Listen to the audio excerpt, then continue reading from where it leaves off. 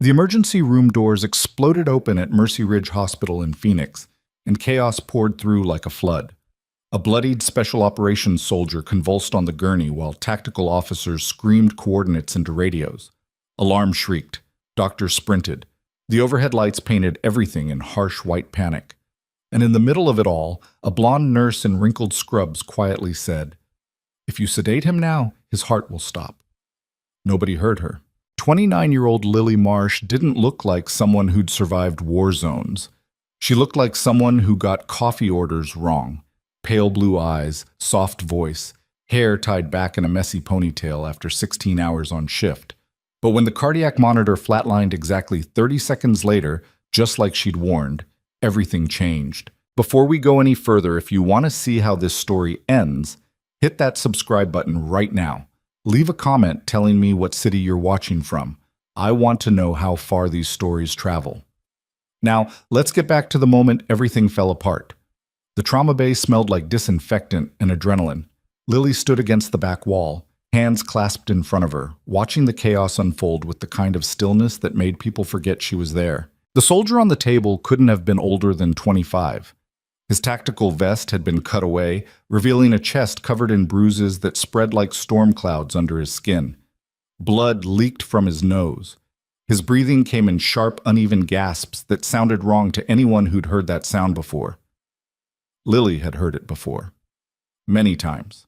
Dr. Marcus Reinhardt stood at the head of the bed, barking orders with the confidence of someone who'd never been told he was wrong. Tall, mid-40s, silver hair swept back like he'd just stepped out of a medical drama. He had the kind of face that appeared on hospital brochures. "Get me propofol, now. We need to intubate before his airway closes."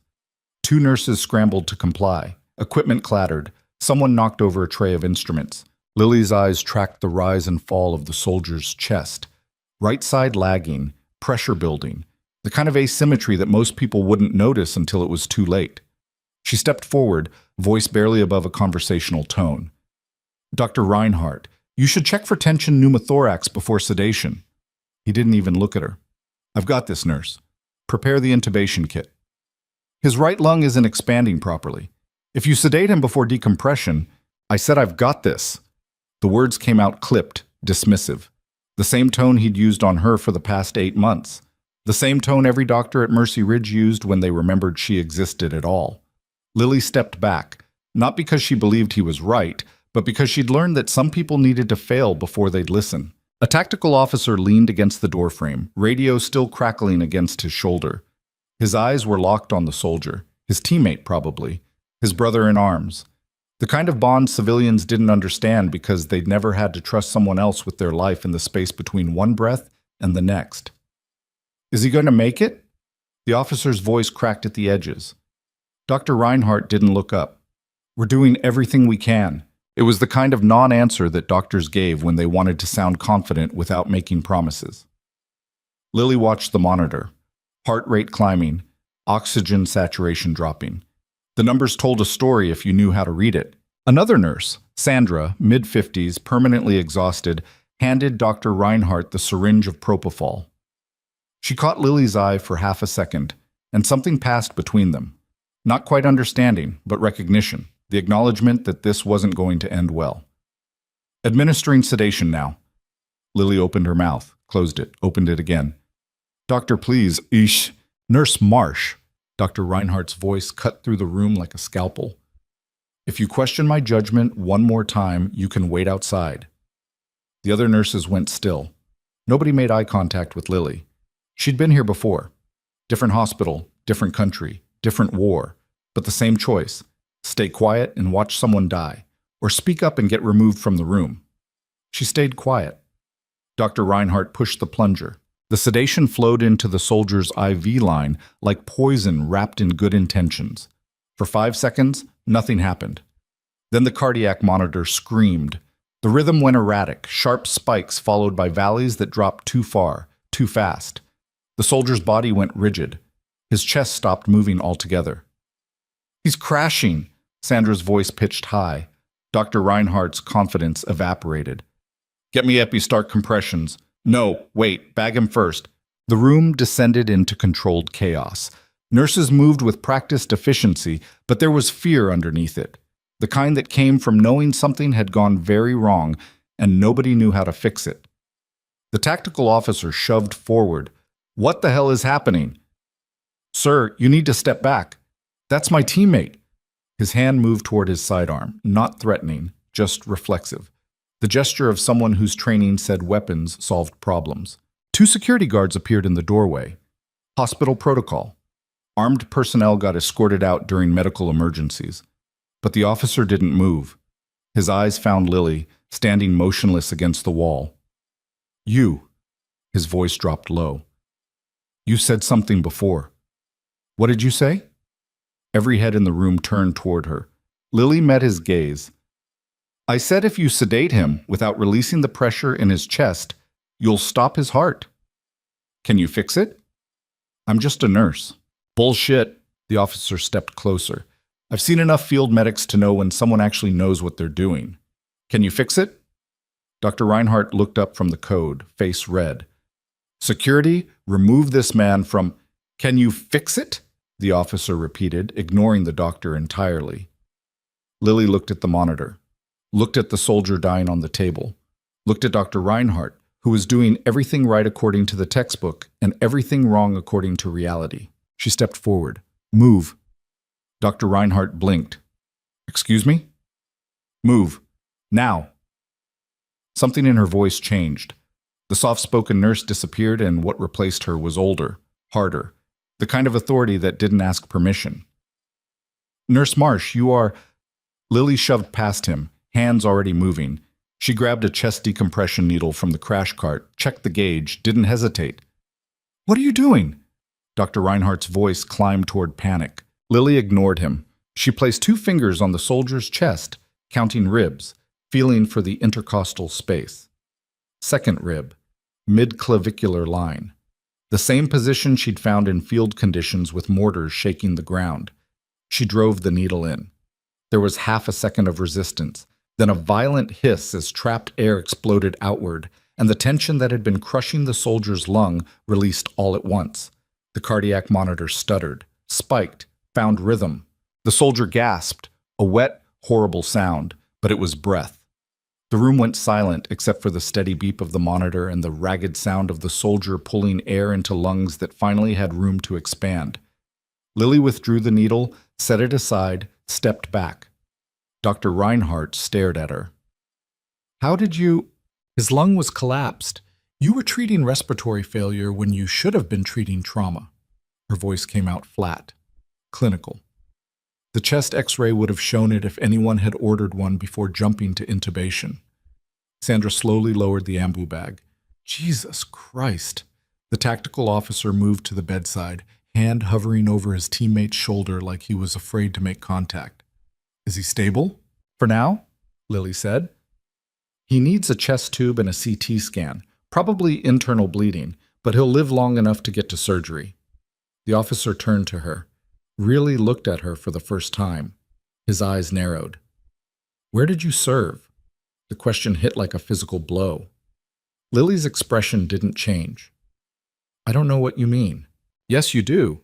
He gestured at the decompression needle, at the soldier, at the way she'd moved. "That wasn't civilian training. That was combat medicine. Where did you serve?" "I think you should focus on your teammate." "I'm serious. That hand placement. The way you didn't hesitate. I've worked with enough forward surgical units to recognize—" He stopped. His face changed. "Wait, Marsh. Lily Marsh." She said nothing. "Holy shit! You're Shadowhawk Actual." Every nurse in the room turned toward them. Dr. Reinhardt looked between the officer and Lily like he was watching a conversation in a language he didn't speak. "I don't—" Lily started. "Kandahar, 2019. You ran trauma operations for the 75th Ranger Regiment." The officer's voice dropped to something close to reverence. "You performed a thoracotomy in an active firefight and saved 3 operators who would have bled out before they reached the FOB." Lily's jaw tightened. "That wasn't me." "The hell it wasn't. I was there. I saw the after-action reports." He straightened slightly, and his hand came up in something that wasn't quite a salute, but carried the same weight. "Ma'am, It's an honor. Dr. Reinhardt found his voice. This is absurd. Nurse Marsh has worked here for 8 months. Her file says she completed civilian nursing school in... Her file is incomplete, the officer interrupted, because half of what she did is still classified. The words hung in the air like smoke. Lily turned and walked toward the door. Nurse Marsh, Dr. Reinhardt's voice followed her. We are not done here. You violated protocol. You physically displaced a senior physician during a code. You performed an invasive procedure without authorization. When administration hears about this, administration already knows, a new voice cut in. A woman stood in the doorway. Late 50s, gray suit, hospital ID clipped to her lapel. Patricia Morrison, VP of Nursing Operations. The kind of administrator who showed up when legal was about to get involved. Behind her stood 2 more figures in suits, and behind them, 3 men in military uniforms. Patricia stepped into the trauma bay like she was entering a crime scene. Dr. Reinhardt, we need you to come with us immediately. Nurse Marsh, you too. What's going on? Dr. Reinhardt looked between Patricia and the uniforms. One of the military officers stepped forward. He wore the rank of colonel and carried himself like someone who'd spent more time in war zones than hospitals. His eyes found Lily. Major Marsh, he said quietly. The title hit the room like a grenade. Major, not nurse. Major. Lily closed her eyes briefly. The tactical officer who'd recognized her straightened to attention. Colonel Preston, sir, this woman just saved Sergeant Davis's life after the hospital's attending physician nearly killed him through negligence. Colonel Preston nodded slowly. I'm aware.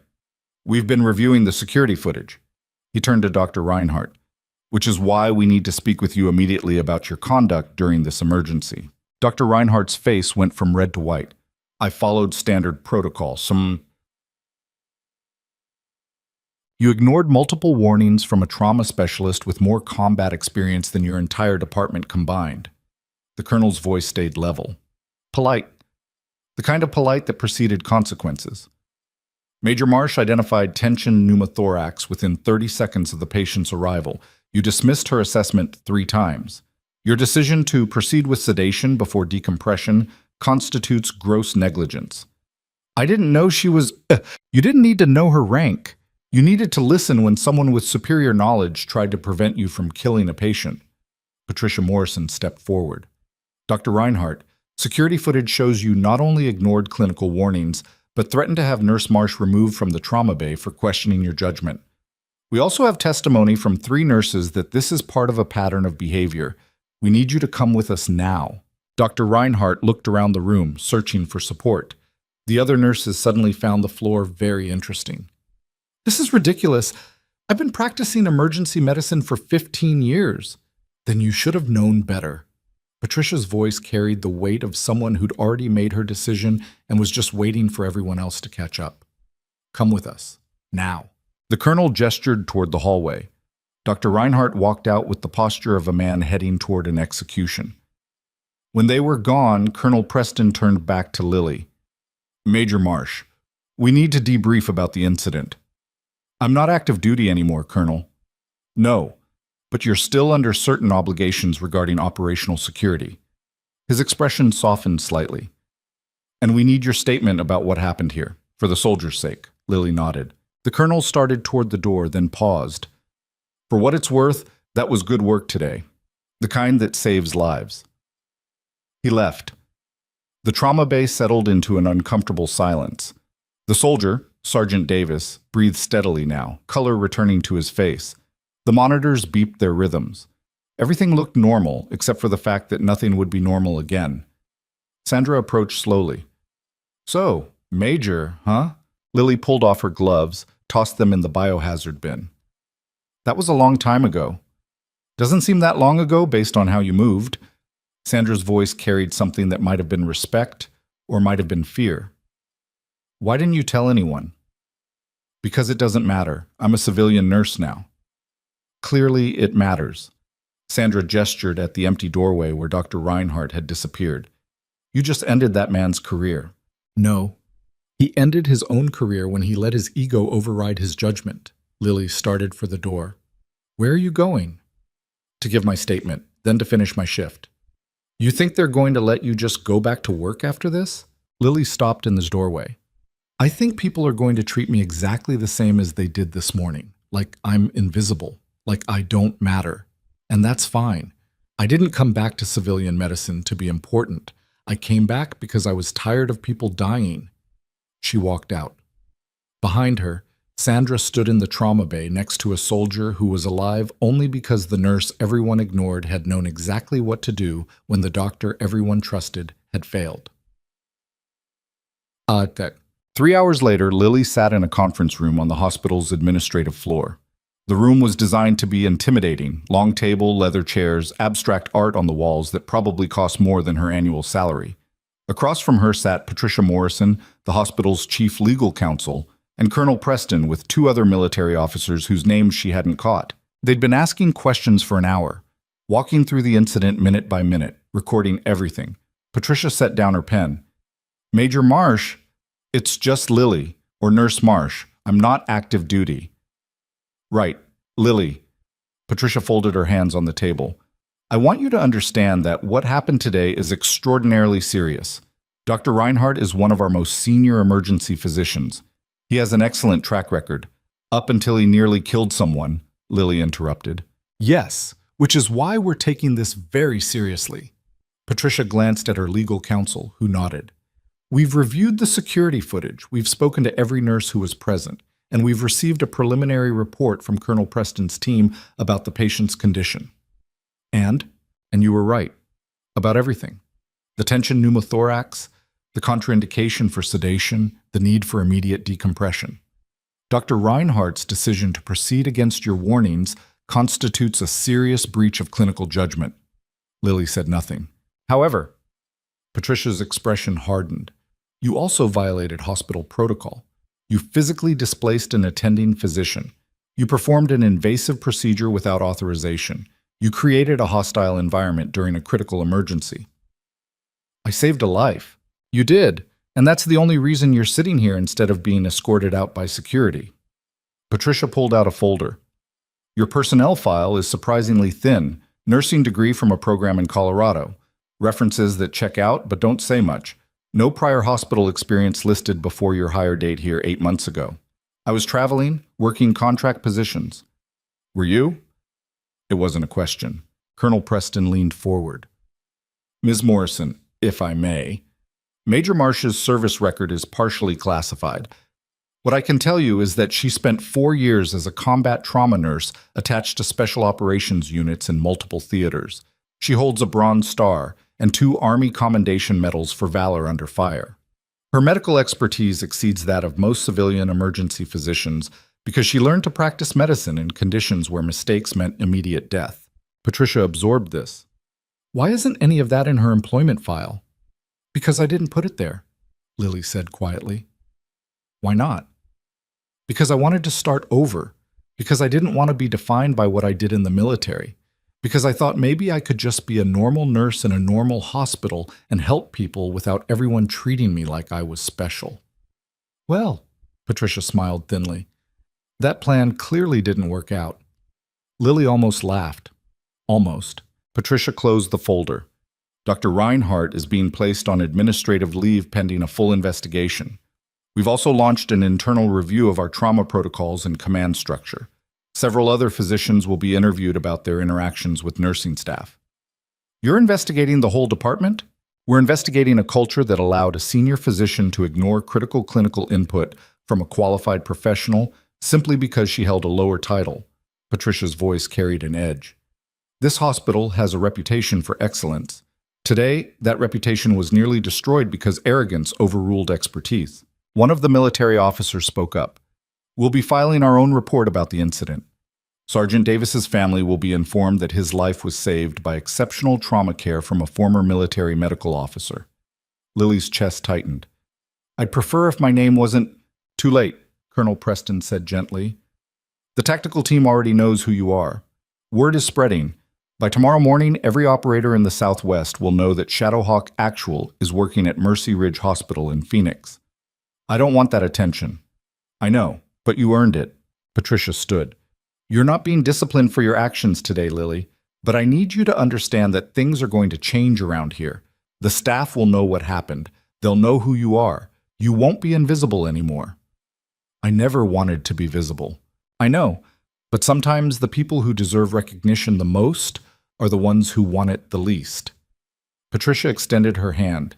"Thank you for what you did today. You saved a life, and you potentially saved this hospital from a wrongful death lawsuit that would have destroyed us." Lily shook her hand, said nothing. The meeting ended. The military officers left first, Colonel Preston pausing at the door to give Lily a nod that carried the weight of shared experience. Patricia walked Lily to the elevator. "Take the rest of the day off. Go home. Process what happened. Come back tomorrow ready to face whatever comes next." The elevator doors opened. Lily stepped inside. "For what it's worth," Patricia added, "you did the right thing today, even if it was terrifying." The doors closed. Lily rode down in silence, watching the floor numbers descend. She felt hollowed out, exhausted in a way that had nothing to do with the 16-hour shift and everything to do with the weight of being seen after spending so long trying to disappear. The elevator opened onto the main floor.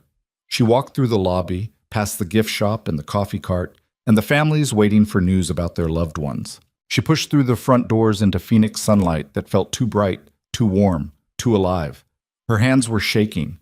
She sat down on a bench outside the emergency entrance, closed her eyes, and tried to remember how to breathe without feeling like her chest was full of trapped air waiting to explode. Behind her, through the glass doors, Mercy Ridge Hospital continued its daily rhythm. Patients arrived. Doctors made rounds. Nurses charted medications and checked vitals and kept the whole machine running.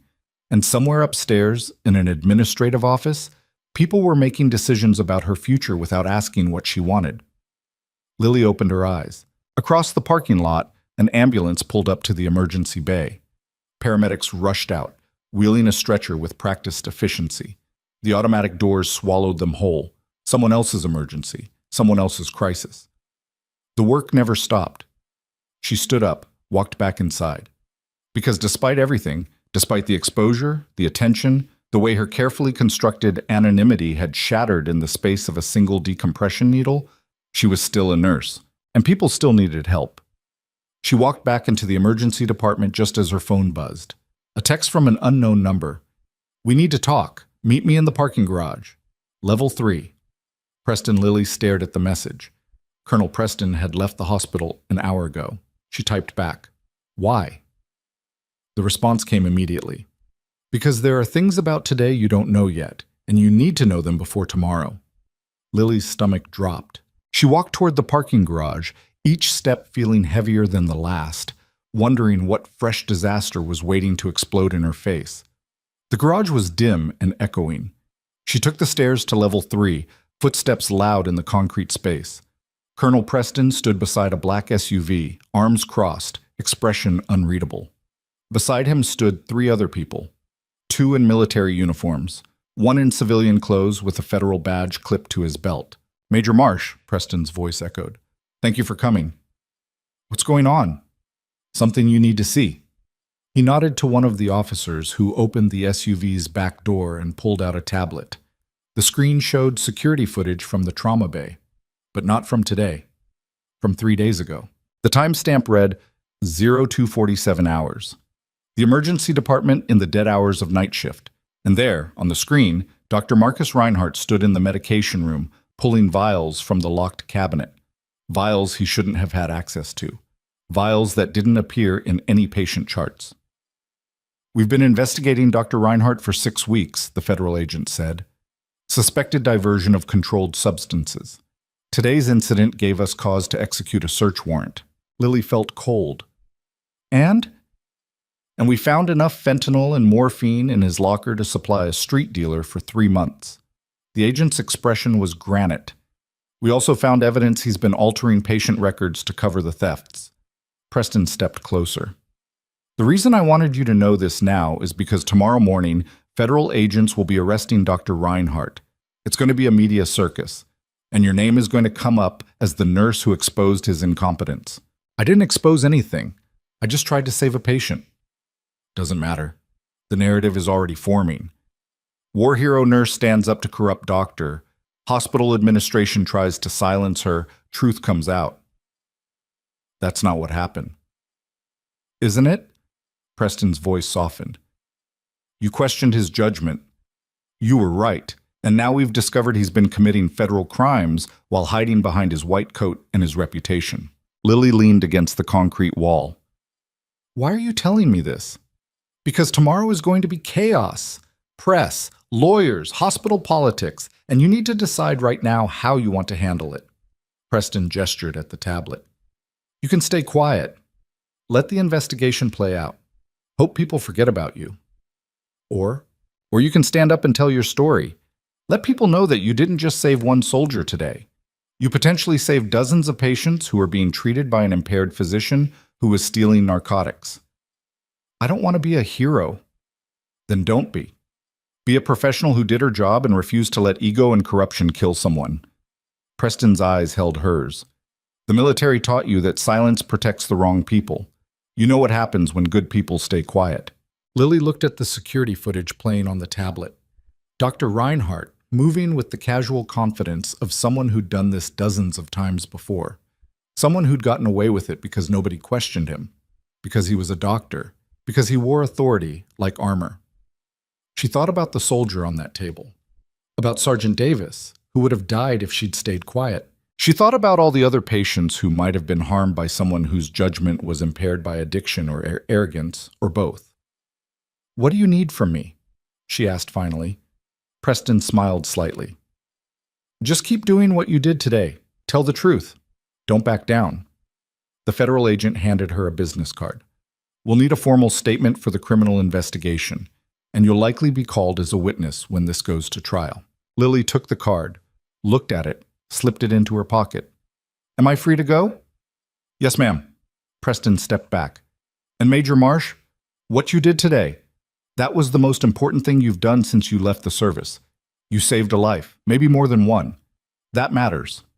She walked back toward the stairwell. Behind her, the federal agent said something she couldn't quite hear, and Preston laughed quietly.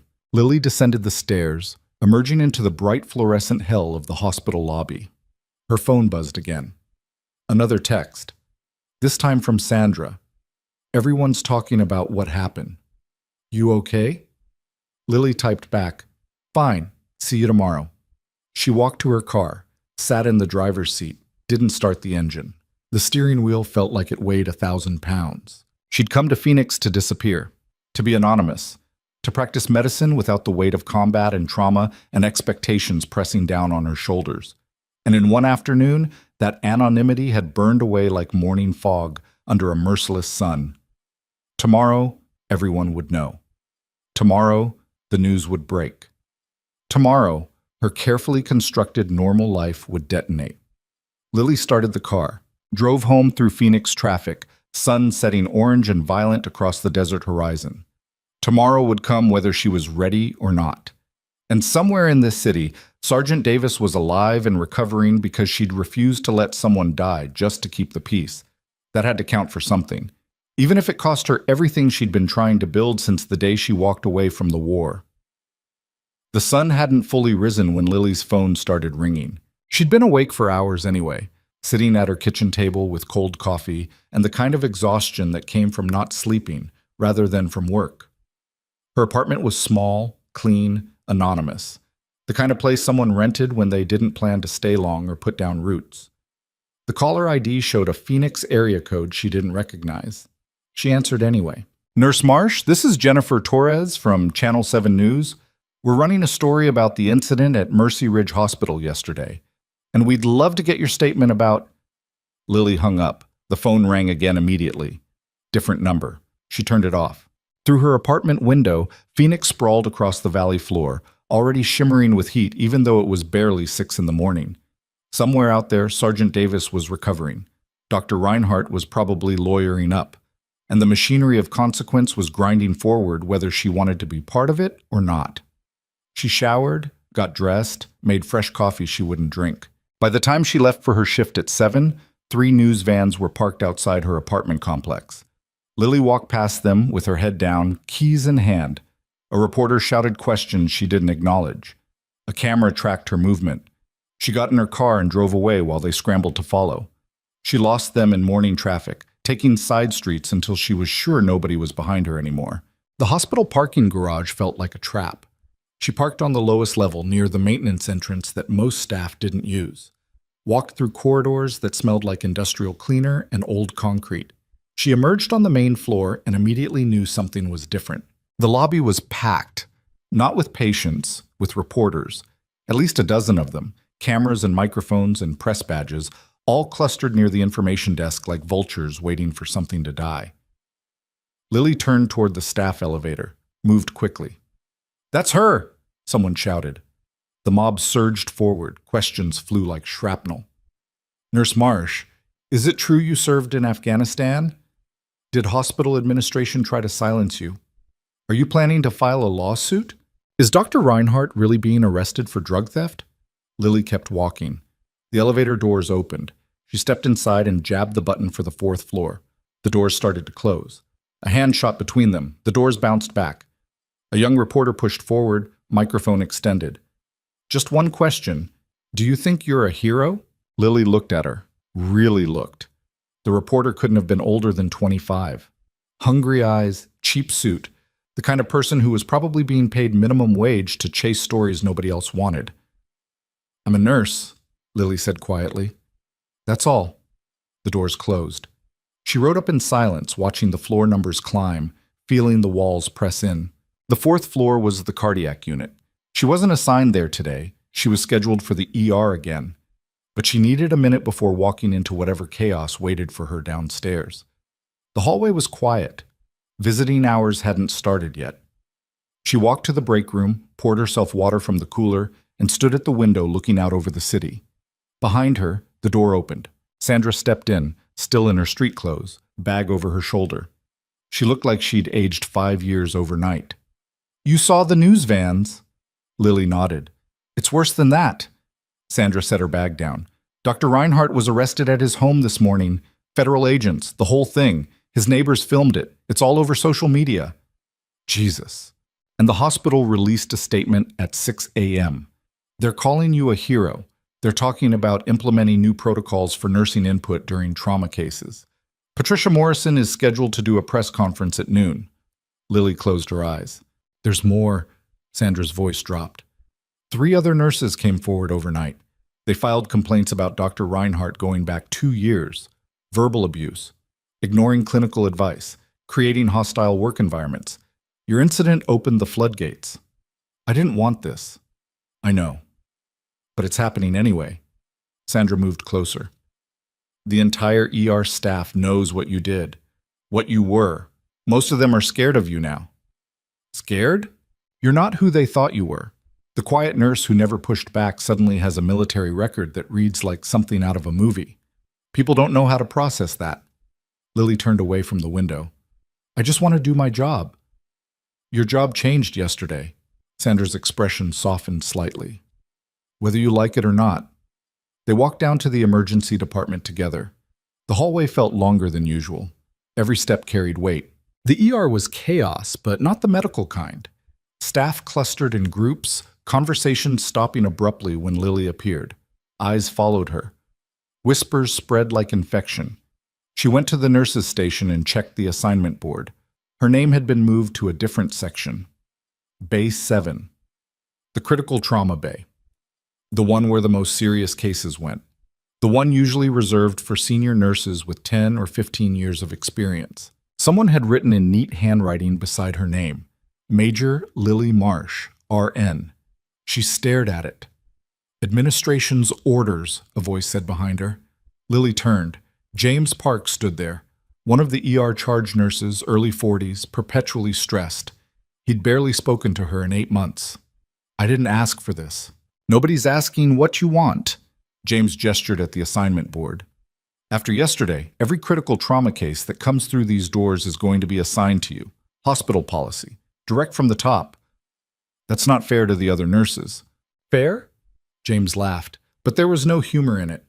"You saved a soldier's life after a senior physician nearly killed him through incompetence. You exposed drug theft and malpractice. The hospital is terrified of another incident making us look bad. So now you're the designated expert for anything serious." "I don't want special treatment." "Too bad." You've got it. James walked away, leaving Lily standing alone at the nurse's station. She looked around the ER, saw the way people avoided eye contact, saw the mixture of respect and resentment in their faces. She'd wanted to be invisible. Now she was radioactive. The morning shift started. Lily moved through her assignments mechanically. Minor traumas, mostly. A laceration that needed stitches. A possible broken wrist. A kid who'd fallen off a skateboard. Nothing that required the nurse everyone now knew had operated in war zones. Around 10 a.m., the ambulance radio crackled. Mercy Ridge, this is Rescue 14. We're inbound with a Priority 1 trauma. Male, approximately 40 years old, industrial accident, partial amputation of right hand, ETA 4 minutes. The ER mobilized. Trauma team assembling, equipment prepped. Lily moved toward Bay 7. James blocked her path. This one's yours. I know. No, you don't understand. The patient specifically asked for you. Lily froze. What? His coworkers saw the news this morning. They told the paramedics he needed the nurse who saved the soldier. He's been asking for you since they loaded him in the ambulance. The weight in her chest grew heavier. The ambulance arrived. Doors burst open. Paramedics wheeled the gurney through at a run. The man on the stretcher was conscious, face gray with shock and pain. His right hand was wrapped in blood-soaked towels, tourniqueted above the wrist. He looked at Lily through eyes that swam with agony. You're her, he gasped. You're the one from the news. I'm here. Focus on breathing. They moved him into Bay 7. The trauma team descended. Different doctors today. Nobody Lily recognized from yesterday. She gave the handoff report from the paramedics while nurses cut away clothing and established additional IV access. The man grabbed her wrist with his good hand. His grip was surprisingly strong. Don't let them mess this up, he whispered. Please. Nobody's going to mess this up. You're going to be fine. Promise me. She couldn't promise that. She wasn't even supposed to promise patients things in general. But she looked at his face and saw the terror underneath the shock. I promise I'll do everything I can. He let go. The trauma proceeded smoothly. The doctors were competent, methodical. They stabilized him, called orthopedic surgery, arranged for an OR. Within 20 minutes, he was being wheeled upstairs. Lily stood in the now empty bay, stripping off bloody gloves, and realized her hands were shaking again. Sandra appeared in the doorway. You okay? He asked for me by name. Yeah, that's going to keep happening. I don't want people counting on me because they saw me on the news. I want them to count on me because I'm good at my job. Maybe those things are the same now. Sandra handed her a bottle of water. Drink something. You look like you're about to pass out. Lily drank. The water tasted like plastic and chemicals. The ER doors opened again. Not an ambulance this time, just a man walking in, civilian clothes, moving with the careful precision of someone who'd been trained to enter hostile spaces. He was one of the tactical officers from yesterday, not the one who'd recognized her. Someone else. He approached the nurse's station, showed ID to the triage nurse, and asked for Lily by name. She met him near the waiting area, away from the cameras that had somehow multiplied outside despite security's best efforts. Major Marsh. He didn't offer his hand. I'm Lieutenant Carver. I work with the team that brought Sergeant Davis in yesterday. He's okay? Stable. Surgery went well. He'll make a full recovery. Carver glanced around, ensuring nobody was close enough to overhear. But that's not why I'm here. Then why? Because my team wants to do something for you, as thanks. I don't need thanks. I was doing my job. I know, but we're doing this anyway. He pulled out a small black case, opened it. Inside was a coin, not currency, but a military challenge coin. Dark metal, engraved with symbols Lily recognized from special operations units. This is from the entire team, everyone who works with Davis, everyone who knows what you did. Lily looked at the coin, didn't take it. I left the military, she said quietly. Doesn't mean the military left you. Carver's voice carried no judgment, just statement of fact. You're one of us, always will be, and we take care of our own. He set the case down on the counter between them and walked away before she could argue. Lily stood there, looking at the coin, feeling the weight of a past she'd tried to bury pressing down like gravity. She picked up the case, slipped it into her pocket. The day continued. More patients, more whispers, More sideways glances from staff who didn't know how to treat her now that she wasn't invisible anymore. At noon, the press conference happened. Lily watched it on the break room TV because Sandra insisted. Patricia Morrison stood at a podium with hospital logos behind her, flanked by executives and legal counsel. She read from a prepared statement about the incident, about new protocols, about the hospital's commitment to excellence and patient safety. Then she said Lily's name. Nurse Lily Marsh exemplifies the kind of clinical expertise and courage we value at Mercy Ridge Hospital. Her military service and trauma experience make her an invaluable member of our team. We are proud to have her on staff. The reporters erupted with questions. Patricia fielded them carefully, revealing nothing about Dr. Reinhardt's arrest while praising Lily in terms that made her sound like a propaganda poster. Sandra muted the TV. "Well, that's not going away anytime soon." Lily said nothing. Her phone, which she'd turned back on during a quiet moment, showed 43 missed calls and over 100 text messages, most from reporters, some from numbers she didn't recognize, a few from old military contacts she hadn't spoken to in years. One message stood out. From Colonel Preston. "Need to meet. Tonight. Same place as yesterday. Important." She texted back, "Can it wait?" "No." Lily deleted half the messages without reading them and went back to work. The afternoon brought a different kind of chaos. Word had spread beyond Phoenix. Military forums, veteran groups, social media pages dedicated to sharing stories about combat medics and trauma medicine. Someone had posted Lily's photograph, pulled from the hospital website, alongside a detailed account of what happened with Sergeant Davis. The comment section was full of people she'd served with, people who remembered her, people who called her by her call sign. "Shadowhawk saved my life in Kandahar. Best trauma nurse I ever worked with. This woman operated on me while mortars were landing 50 meters away. She's the real deal. If you're ever wounded and Shadowhawk's in the building, you're going to live. Period." Lily read them standing in the medication room surrounded by locked cabinets full of drugs that Dr. Reinhardt had been stealing for months while everyone else looked the other way. She felt sick. Around 3 p.m., the ER doors opened and a group of people walked in who weren't patients. Military uniforms. 6 of them. Officers and enlisted, different branches, different units. They approached the nurses' station with the kind of purpose that made hospital security nervous. James intercepted them. "Can I help you?" The lead officer, Army, captain's rank, spoke clearly. "We're here to see Major Marsh. She's with a patient right now." "We'll wait." And they did. Standing at attention in the middle of the emergency department, drawing stares from everyone who passed. Lily emerged from an exam room 10 minutes later and froze when she saw them. The captain approached. "Major Marsh, we're sorry to interrupt your shift." "What's going on?" "We wanted to pay our respects in person." The captain gestured at the group behind him. "We're all members of the Southwest Veterans Medical Alliance. We heard what happened yesterday, what you did for Sergeant Davis, and we wanted you to know that the veteran community stands with you." "I appreciate that, but we also know the hospital's going to face pressure," another officer interrupted. A Navy commander, female, older. "Media attention, public scrutiny. We want to make sure you have support if things get difficult." Lily looked at them. 6 strangers in uniform standing in the middle of a civilian hospital, offering help she hadn't asked for. "Thank you," she said finally, "but I'm okay." "With respect, ma'am, you're not." The captain's expression stayed professional, but his voice carried weight.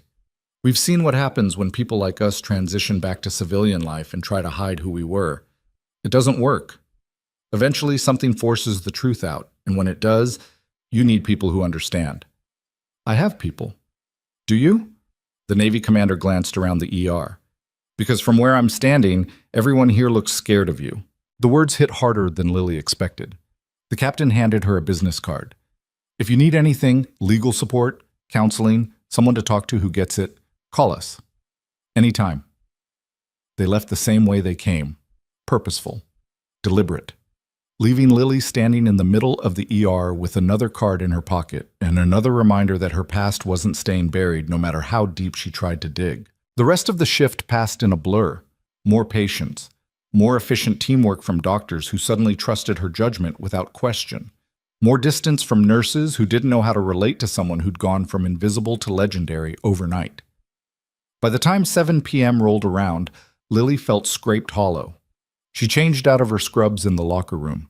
Sandra was there, getting ready for night shift. "You survived day 1, Sandra said. "Barely. It'll get easier." "Will it?" Sandra didn't answer. They both knew the truth. Lily left through the staff entrance, avoiding the main lobby where reporters still lingered. She drove to the parking garage on level 3, where Colonel Preston had asked to meet her. He was already there, standing beside the same black SUV, but this time he wasn't alone. 2 people stood with them. One was the federal agent from yesterday. The other was a woman Lily didn't recognize. Late 30s, expensive suit, the kind of person who screamed lawyer or government official. "Major Marsh," Preston's greeting was formal. "Thank you for coming. You said it was important." "It is." Preston gestured at the woman. "This is Agent Rebecca Foster. She's with the DEA. The DEA agent stepped forward, extending her hand. Lily shook it. "I need to ask you some questions about Dr. Reinhardt," Foster said, "and about your interactions with him over the past 8 months." "I already gave a statement." "I know, but new information has come to light." Foster pulled out a tablet, swiped through several screens. "We've been tracking prescription drug theft rings in Phoenix for over a year. Dr. Reinhardt wasn't acting alone." Lily felt something cold settle in her stomach. "What do you mean?" "We believe he was part of a larger network operating within Mercy Ridge Hospital, possibly involving other physicians, pharmacy staff, and administrators." Foster turned the tablet around, showing surveillance photos. "We've identified at least 3 other doctors who may have been involved in diverting controlled substances." "Why are you telling me this?" "Because we need an inside witness, someone who works at the hospital, someone the staff trusts." Foster's expression stayed neutral. "Someone with military experience who knows how to handle dangerous situations." "Absolutely not." Lily stepped back. "I'm not an informant. I'm a nurse." "You're also someone who just exposed a major malpractice case," Preston said quietly. "These people are going to be watching you. They're going to want to know how much you saw, what you know, whether you're a threat. Then they'll figure out I don't know anything." "Will they?" Foster swiped to another image, a photo of Lily walking to her car that morning, taken from a distance with a telephoto lens. "Someone's already watching you." The parking garage suddenly felt smaller, darker.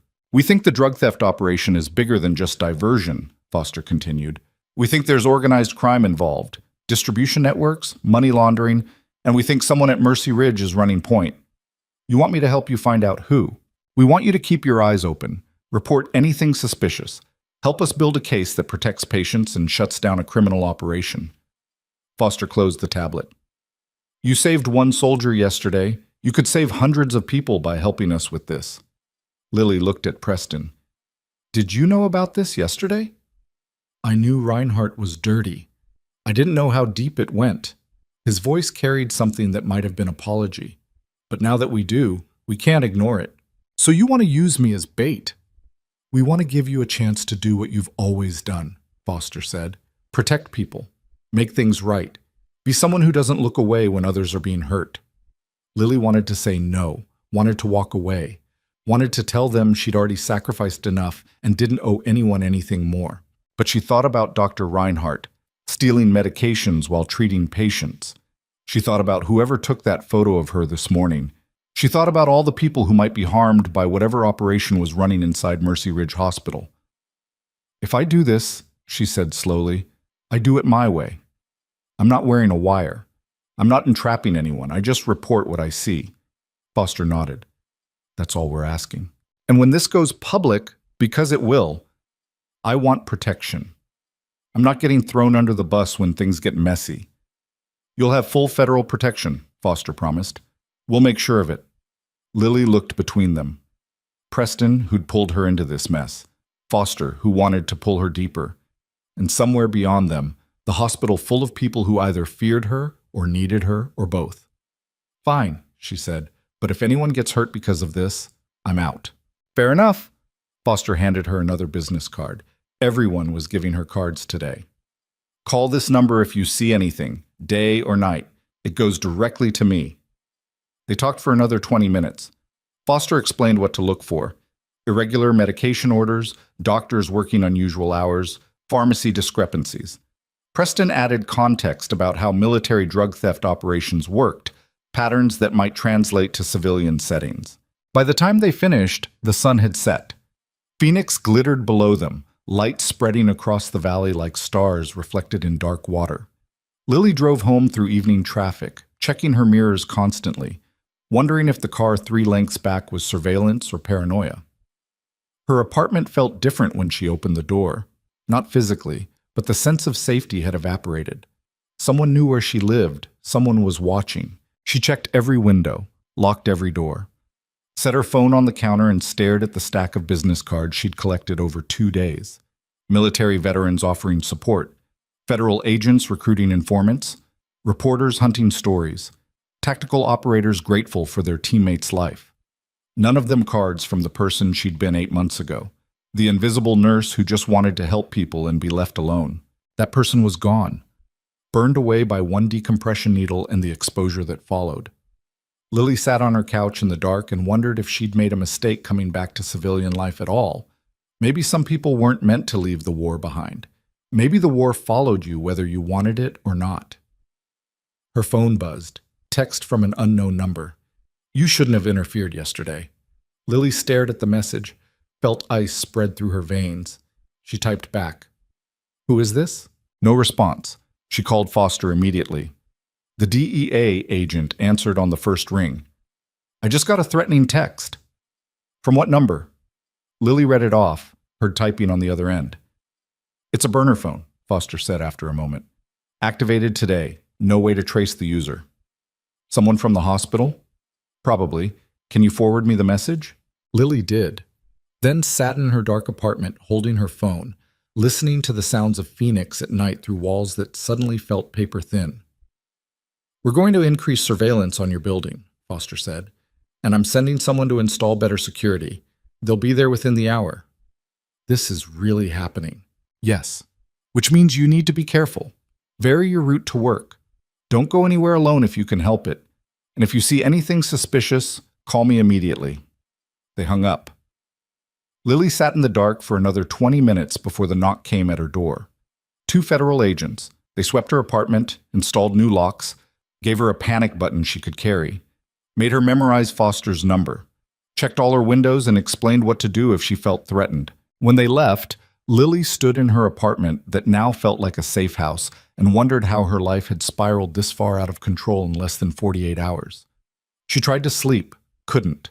Lay in bed watching shadows move across her ceiling, listening to every sound in the building, her mind running through scenarios and contingencies the way it used to before missions overseas. Around 2 a.m., her phone buzzed again. Another text from a different unknown number. "Shadowhawk. Long time. Heard you're making waves in Phoenix. Some of us would like to reconnect. Coffee tomorrow?" Lily sat up in bed. Read the message 3 more times. No military contact would reach out through an unknown number at 2 a.m. Nobody who actually knew her would use her call sign in a text message. She forwarded it to Foster, got an immediate response. "Don't reply. We're tracking it." But the message stayed on her screen, glowing in the dark. A threat wrapped in familiarity.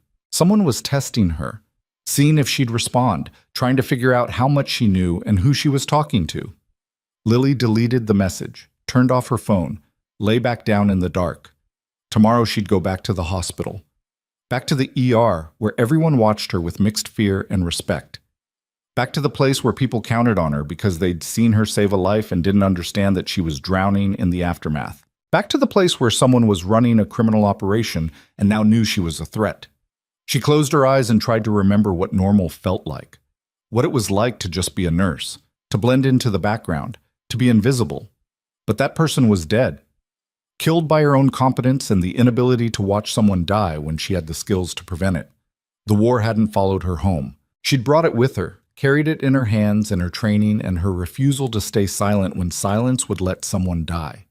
And now she was going to have to fight it all over again, not with needles and scalpels in a trauma bay, but with silence and observation and the slow, careful work of exposing people who hid behind white coats and institutional authority while hurting the vulnerable. Lily opened her eyes in the dark. Somewhere in Phoenix, someone was awake too. Someone who'd sent those messages. Someone who wanted her scared enough to stop asking questions. They didn't know who they were dealing with. She'd operated in combat zones where every decision meant life or death.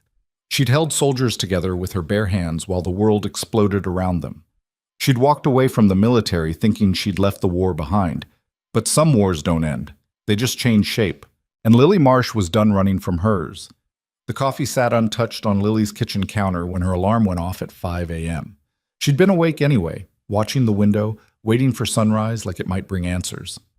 It didn't. She dressed in the dark, checked her phone. No new messages, which somehow felt worse than threats. Slipped the panic button into her scrub pocket alongside the challenge coin from yesterday and the stack of business cards that represented everyone who wanted something from her. The drive to Mercy Ridge took 40 minutes instead of 25.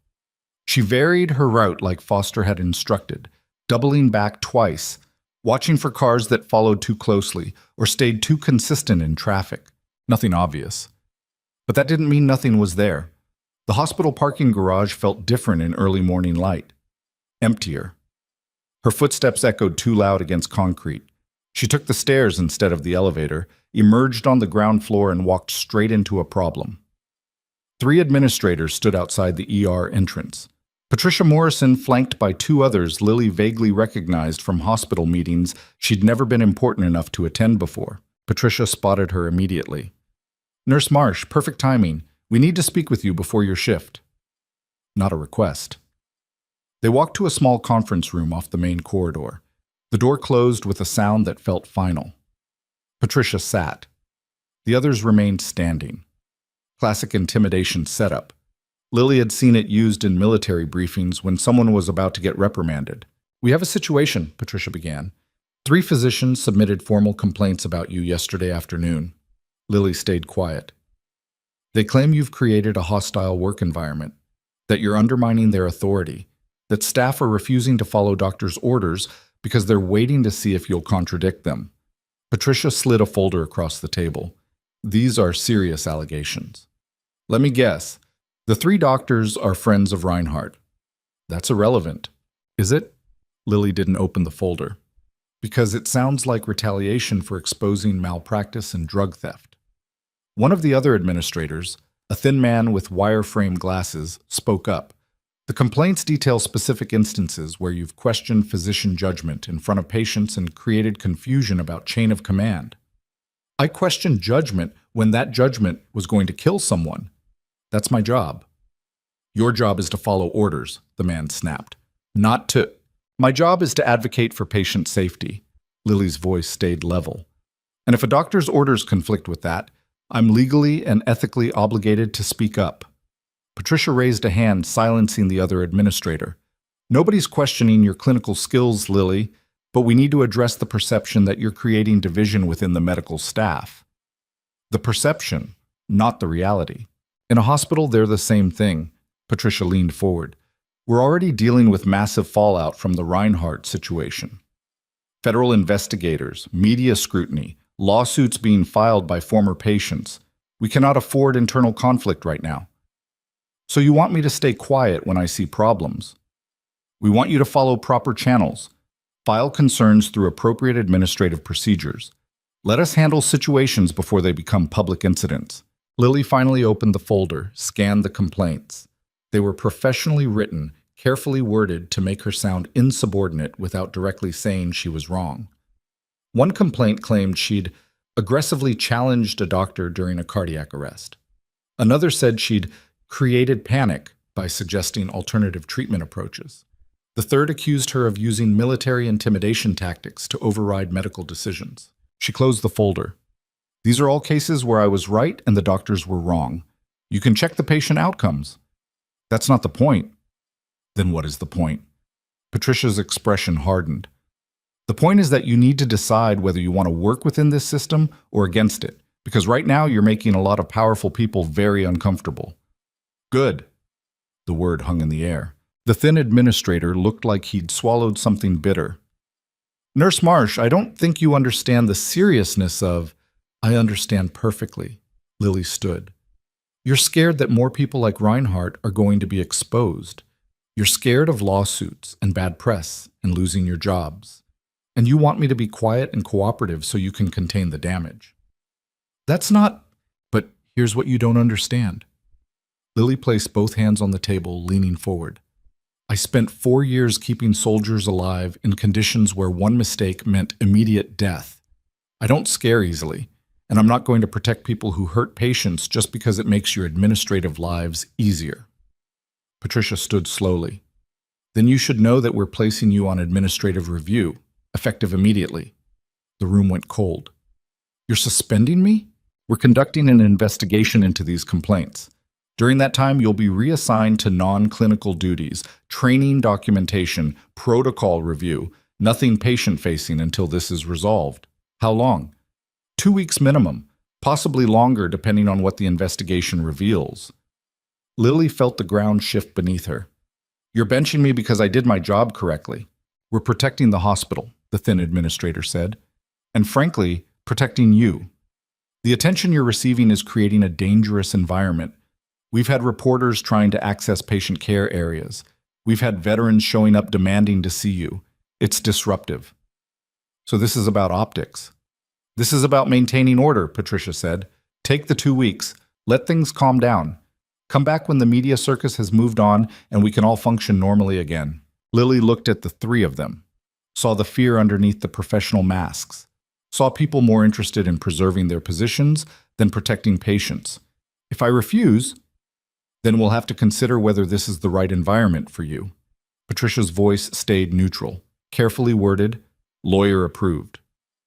We value your contributions, Lily, but we need team players, not lone wolves.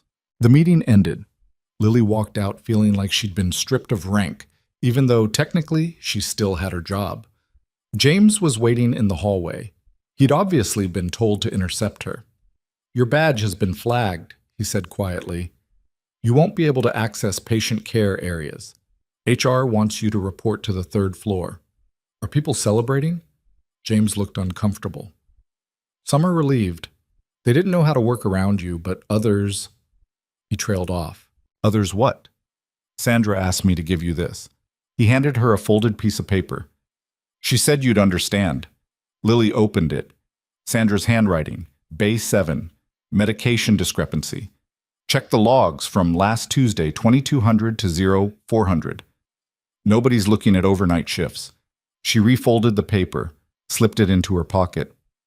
I didn't see anything, James said, already walking away. Lily stood in the corridor while hospital staff flowed around her like water around a stone. Everyone suddenly busy. Everyone avoiding eye contact. She went up to the 3rd floor, found the HR office, spent 3 hours filling out paperwork and sitting through interviews where administrators asked careful questions designed to document any potential liability. Did she feel the complaints against her were justified? No. Did she understand why her actions might be perceived as insubordinate? Yes, but that didn't make them wrong. Would she commit to following proper channels in the future? If those channels actually worked, yes. The HR director, a woman named Michelle with a smile that never reached her eyes, walked her through the administrative review process like she was explaining rules to a child. During this period, you'll document our existing trauma protocols. We want a comprehensive review of every procedure, every decision tree, every communication pathway. Think of it as contributing your expertise to improve the system. You're having me write the protocols you're going to use to limit nursing input. Michelle's smile didn't waver. We're having you contribute to institutional knowledge. Whether you choose to view that cynically is up to you. Lily spent the rest of the morning in a windowless office, surrounded by binders full of policies that nobody followed and procedures that looked perfect on paper but fell apart under real-world pressure. Her phone buzzed around 11. Text from Foster. Need to meet. Lunch. Angelo's on 5th. Come alone. Lily left through a side exit, took a rideshare instead of her car, watched the streets pass, looking for tales she probably wouldn't recognize anyway. Angelo's was a small Italian place tucked between office buildings. The kind of restaurant that survived on lunch crowds and early bird dinners. Foster sat in a back booth, already eating. Lily slid in across from her. They suspended me. I know. We heard. Foster didn't look surprised. Which means we need to move faster. You knew they were going to do this. We suspected.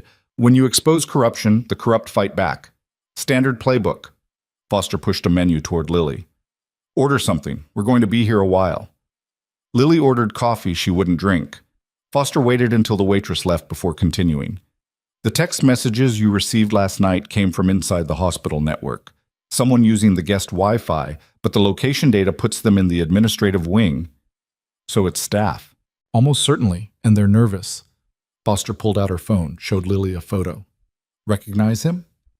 The image showed a man in his 50s, expensive suit, silver hair. Lily had seen him around the hospital but couldn't place the name. That's Dr. Vernon Castellano, chief of surgery, also on the hospital board. Also, as of this morning, under investigation for writing fraudulent prescriptions dating back 3 years. Lily's stomach dropped. How deep does this go? Deeper than we thought. Reinhardt was small-time, street-level distribution. Castellano is connected to organized crime. Mexican cartels operating in Phoenix. We think he's been using the hospital as a pipeline for fentanyl and oxycodone for at least 5 years. And nobody noticed? People noticed. They just didn't survive long enough to testify. Foster swiped to another image. A young woman, early 30s, professional photo. Dr. Sarah Mitchell, anesthesiologist, found dead in her apartment 6 months ago, ruled a suicide. But it wasn't. We're reopening the investigation. She'd filed concerns about medication discrepancies 3 weeks before her death, concerns that went straight to Castellano. The coffee arrived. Lily stared at it, feeling sick. Why are you telling me this? Because you're in danger. Foster's voice dropped. Castellano knows you exposed Reinhardt. He knows federal agents are investigating, and he knows you're a threat to his entire operation. So what do you want me to do? We want you to get us evidence we can use. You've been reassigned to administrative work, protocol documentation. That means you'll have access to medication logs, surgical schedules, prescription records, everything we need to build a case. You want me to steal hospital records. We want you to document irregularities, take photos, make copies, anything that shows the pattern. Foster leaned forward. We can't get a warrant without probable cause. But if you find something as part of your legitimate work assignment, that's admissible. Lily pushed the coffee away. This is insane. This is necessary. Castellano has connections, political influence, lawyers who've made evidence disappear before. The only way we take him down is if we build an airtight case he can't wiggle out of. And if he figures out I'm gathering evidence? Foster's expression answered the question without words. Lily thought about Dr. Mitchell, about a young physician who'd tried to do the right thing and ended up dead, about how many other people had seen problems and stayed quiet because speaking up was dangerous. She thought about the text messages, the threats, the surveillance photo. Someone was already watching her, already trying to scare her into silence. What kind of evidence are you looking for? Foster's eyes sharpened. Prescription patterns. Doctors writing scripts for patients who don't exist. Medication orders that don't match surgical procedures. Controlled substances going missing from pharmacy inventory. Anything that shows systematic diversion. Sandra mentioned something. Lily pulled out the note. Medication discrepancy in Bay 7. Overnight shift last Tuesday. Foster photographed the note with her phone. Can you access those logs? Probably. I'm supposed to be reviewing trauma protocols. Medication administration is part of that. Then start there. See what you find. Document everything. Foster slid a small device across the table. It looked like a USB drive. This is encrypted storage. Plug it into any hospital computer. It'll copy files without leaving traces in the system logs. Lily picked it up. The device was warm from Foster's pocket. Light. Innocuous. The kind of thing that could end her career or save her life depending on how she used it. If I do this, I need protection. Real protection, not just surveillance. You'll have it. We're putting a team on you starting tonight. Discreet. You won't see them, but they'll be there. And if something happens before tonight, Foster pulled out a small canister. Pepper spray, keep it on you. If anyone threatens you directly, use it first and call me second.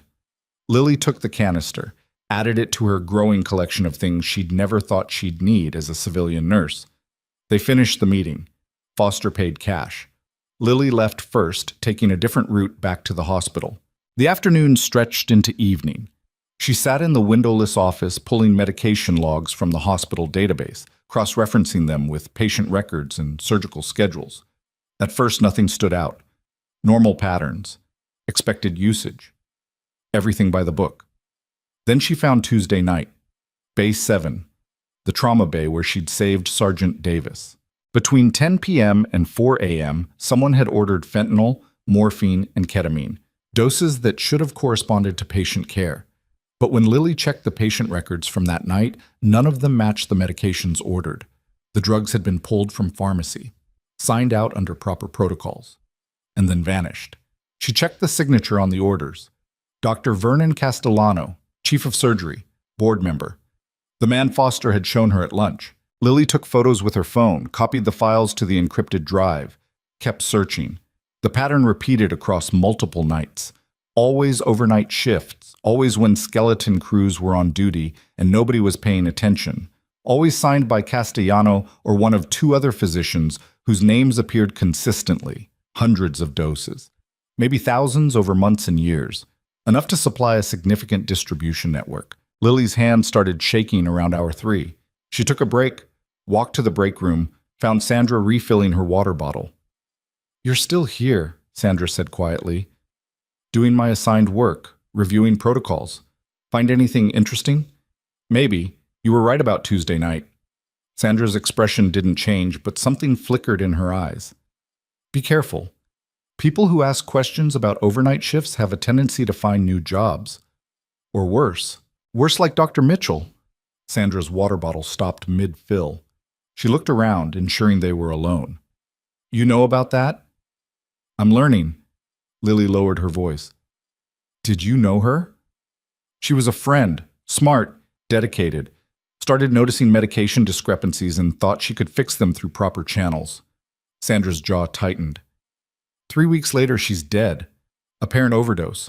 Ironic for an anesthesiologist. "Did you believe it was suicide?" "No. But I couldn't prove otherwise. And I have a daughter in college, so I stayed quiet." Sandra finished filling her bottle. "Until you showed up and reminded me that staying quiet has consequences too. I'm not trying to be a hero. Neither was Sarah. But she's dead, and the people who killed her are still walking around wearing white coats and deciding who lives and dies." Sandra moved toward the door, then paused. "If you're going to do something about this, do it fast. They already know you're a problem. They're just deciding how to solve it." She left. Lily went back to the office, kept digging, found more irregularities, more phantom patients, more medications that disappeared into the Phoenix night. Around 7 p.m., her phone buzzed. Unknown number, different from the previous threats. She answered anyway. "Major Marsh?" The voice was male, older, cultured.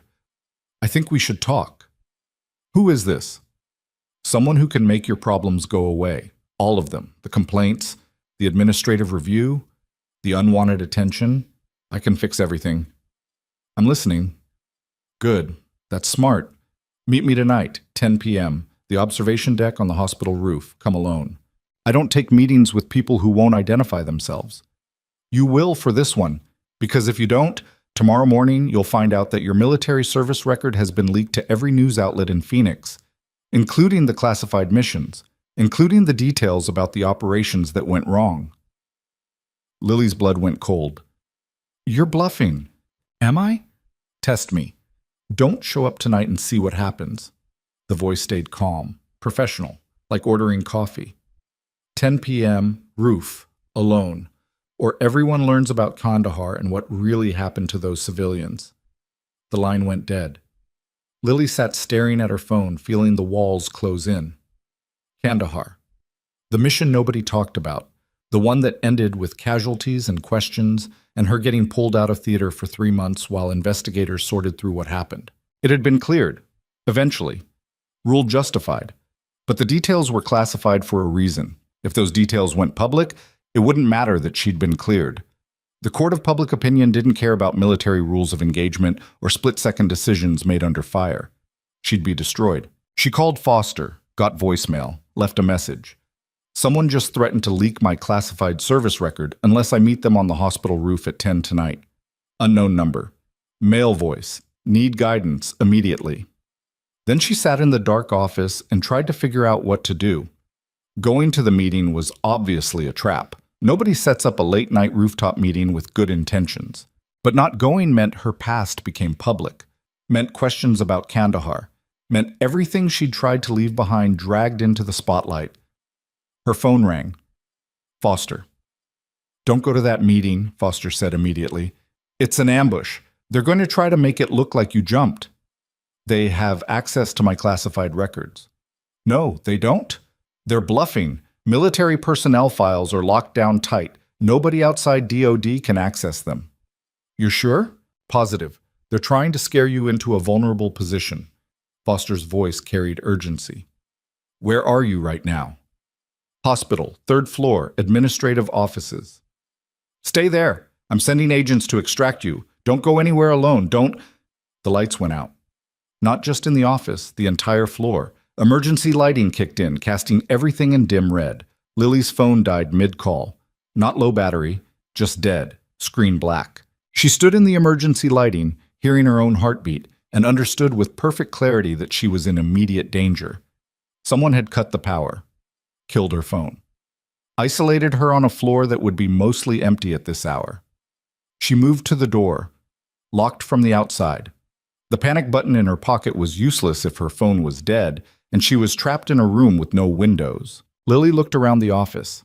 Standard furniture, computer terminal, filing cabinets, nothing useful for defense or escape. She grabbed the desk chair. Solid metal frame, heavy enough to break a lock if applied correctly. She was positioning it to ram the door when she heard footsteps in the hallway outside. Not security. Security moved fast and loud, announcing their presence. These footsteps were careful, measured. The sound of someone who knew exactly where they were going and didn't want to advertise it. Lily stepped away from the door, moved to the side where the door would hide her when it opened. The footsteps stopped outside her office. The handle turned, locked. Then the sound of keys. Someone with access. The door opened slowly. A figure stepped inside, silhouetted against the emergency lighting. Male. Average height. White coat. Doctor or administrator. He moved toward the desk where Lily should have been sitting. Found it empty. Turned. Lily swung the chair. It caught him in the shoulder, spinning him sideways. He went down hard, hitting the filing cabinet with a sound like meat slapping concrete. She didn't wait to see if he got up. She ran. Into the hallway. Emergency lighting painting everything in horror movie red. Her footsteps echoing too loud. Behind her the man shouted, not in pain, calling for someone. Other footsteps. Coming from both directions. Lily sprinted for the stairwell, hit the door at full speed. It didn't budge. Locked. The elevator. Also locked out during emergency power. She was trapped on the 3rd floor with people hunting her. She ran toward the opposite end of the corridor. There had to be another exit. Fire codes required it. A figure emerged from a side hallway. Another white coat. This one holding something that caught the emergency lighting wrong. A syringe. Lily changed direction, ducked into a patient room. Empty, dark. She moved to the window. 3rd floor. Too high to jump without breaking bones. But there was a ledge, narrow, maybe 6 inches. Running the length of the building beneath the windows. She opened the window. Cold air rushed in. Behind her, the door opened. "Don't be stupid," a voice said. "There's nowhere to go." Lily recognized the voice from the phone call. Cultured, professional. The man who'd threatened her with Kandahar. She turned. Dr. Vernon Castellano stood in the doorway. Silver hair, expensive suit under his white coat, and in his hand, a syringe filled with something that would probably look like a suicide when they found her body. "The observation deck would have been cleaner," he said. "But this works too. Distraught nurse under investigation, pressure too much, tragic accident, fell while trying to escape through a window during a power outage. You killed Dr. Mitchell. Sarah made a choice, just like you're making one now." Castellano stepped into the room. She could have been quiet, could have enjoyed a long, successful career. Instead, she asked questions nobody wanted answered. "And you murdered her." "I protected an operation worth millions of dollars and employing dozens of people. Her life versus hundreds of livelihoods. Simple math." He moved closer. "But you're different. You're famous now. War hero. Military record. Killing you creates complications. So don't. Unfortunately, you've already seen too much. Foster's been in contact with you. You've been gathering evidence. We can't let you testify. We? Lily's back hit the window frame. Did you think Reinhardt was working alone? That I was? Castellano smiled. This hospital is a machine. Administrators, physicians, pharmacy staff, security, everyone taking their piece. You threatened all of that when you saved that soldier. So you're going to kill me. I'm going to create a tragedy. There's a difference. He raised the syringe. This won't hurt. Ketamine and propofol. You'll go to sleep, fall out the window, quick, painless, almost merciful. Lily calculated distances. Castellano was between her and the door. The window was open behind her. The ledge waited in the cold Phoenix night. She had maybe 3 seconds before he closed the distance. She jumped backward through the window onto the ledge. The cold air hit like a slap. The ledge was narrower than it looked, barely wide enough for her feet. Nothing to hold except the window frame. Castellano appeared in the window. You're going to fall anyway. Make it easy on yourself. Lily edged along the ledge, away from the window, toward the corner of the building where maybe there was another window. Another way inside. Her foot slipped. She caught herself on the window frame, held on with fingers that were already going numb from cold and adrenaline. Last chance, Castellano said. Come inside. We'll make this quick. Lily looked down. 3 stories. Concrete below. Emergency vehicles in the parking lot. People too far away to hear if she screamed. She looked at Castellano, at the man who'd murdered a colleague and was about to murder her to protect a drug operation. And she made a choice. She let go of the window frame, grabbed the ledge with both hands, dropped into a hang, swung her legs, found purchase on the window ledge below, 2nd floor. She crashed through the window, feet first. Glass exploded. She hit the floor rolling, momentum carrying her across an empty patient room. Behind her, Castellano's voice. Find her! Now! Lily got up, bleeding from a dozen cuts, glass in her hair, but alive. She ran into the 2nd floor corridor just as the emergency power kicked off and the regular lights came back on. The sudden brightness was blinding.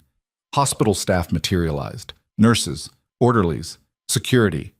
And at the far end of the corridor, federal agents in tactical gear, moving fast, weapons drawn, Foster leading them. Lily! Foster's voice cut through the chaos. Get down! Lily hit the floor. The agents swarmed past her, up the stairs, toward the 3rd floor where Castellano and his people were. Foster reached Lily, helped her up. Are you hurt? Glass, cuts, nothing serious. We need to get you out of here. How did you know? Your panic button has a GPS tracker. When your phone died, we got an alert. Foster was already moving, half carrying Lily toward the exit. The whole thing was a setup. They cut the power to isolate you. We were outside waiting for them to make their move. They emerged into the night air. Ambulances, police vehicles, federal agents everywhere. Lily watched them storm into Mercy Ridge Hospital like it was a combat zone, which, she realized, it had become. Foster handed her off to paramedics who started treating her cuts while asking questions about what happened. Lily answered mechanically. Her mind was elsewhere, thinking about Castellano's face in that window, thinking about how close she'd come to being another tragic suicide, another person who'd asked the wrong questions and paid with her life. Around her, Phoenix police were setting up a perimeter. News vans were arriving. The story was about to explode across every media outlet in the Southwest. A federal agent approached Foster, said something Lily couldn't hear. Foster's expression went dark. She turned to Lily. Castellano's gone.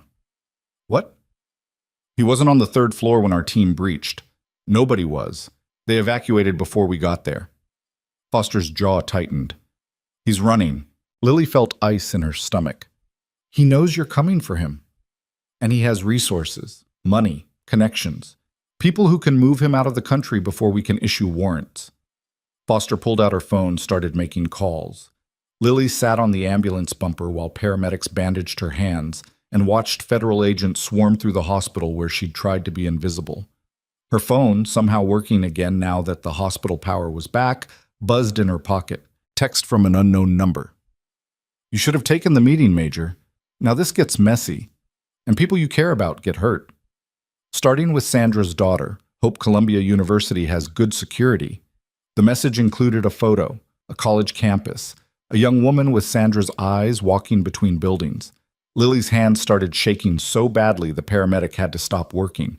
Foster saw her expression. "What is it?" Lily showed her the phone. Foster read the message. Her face went white.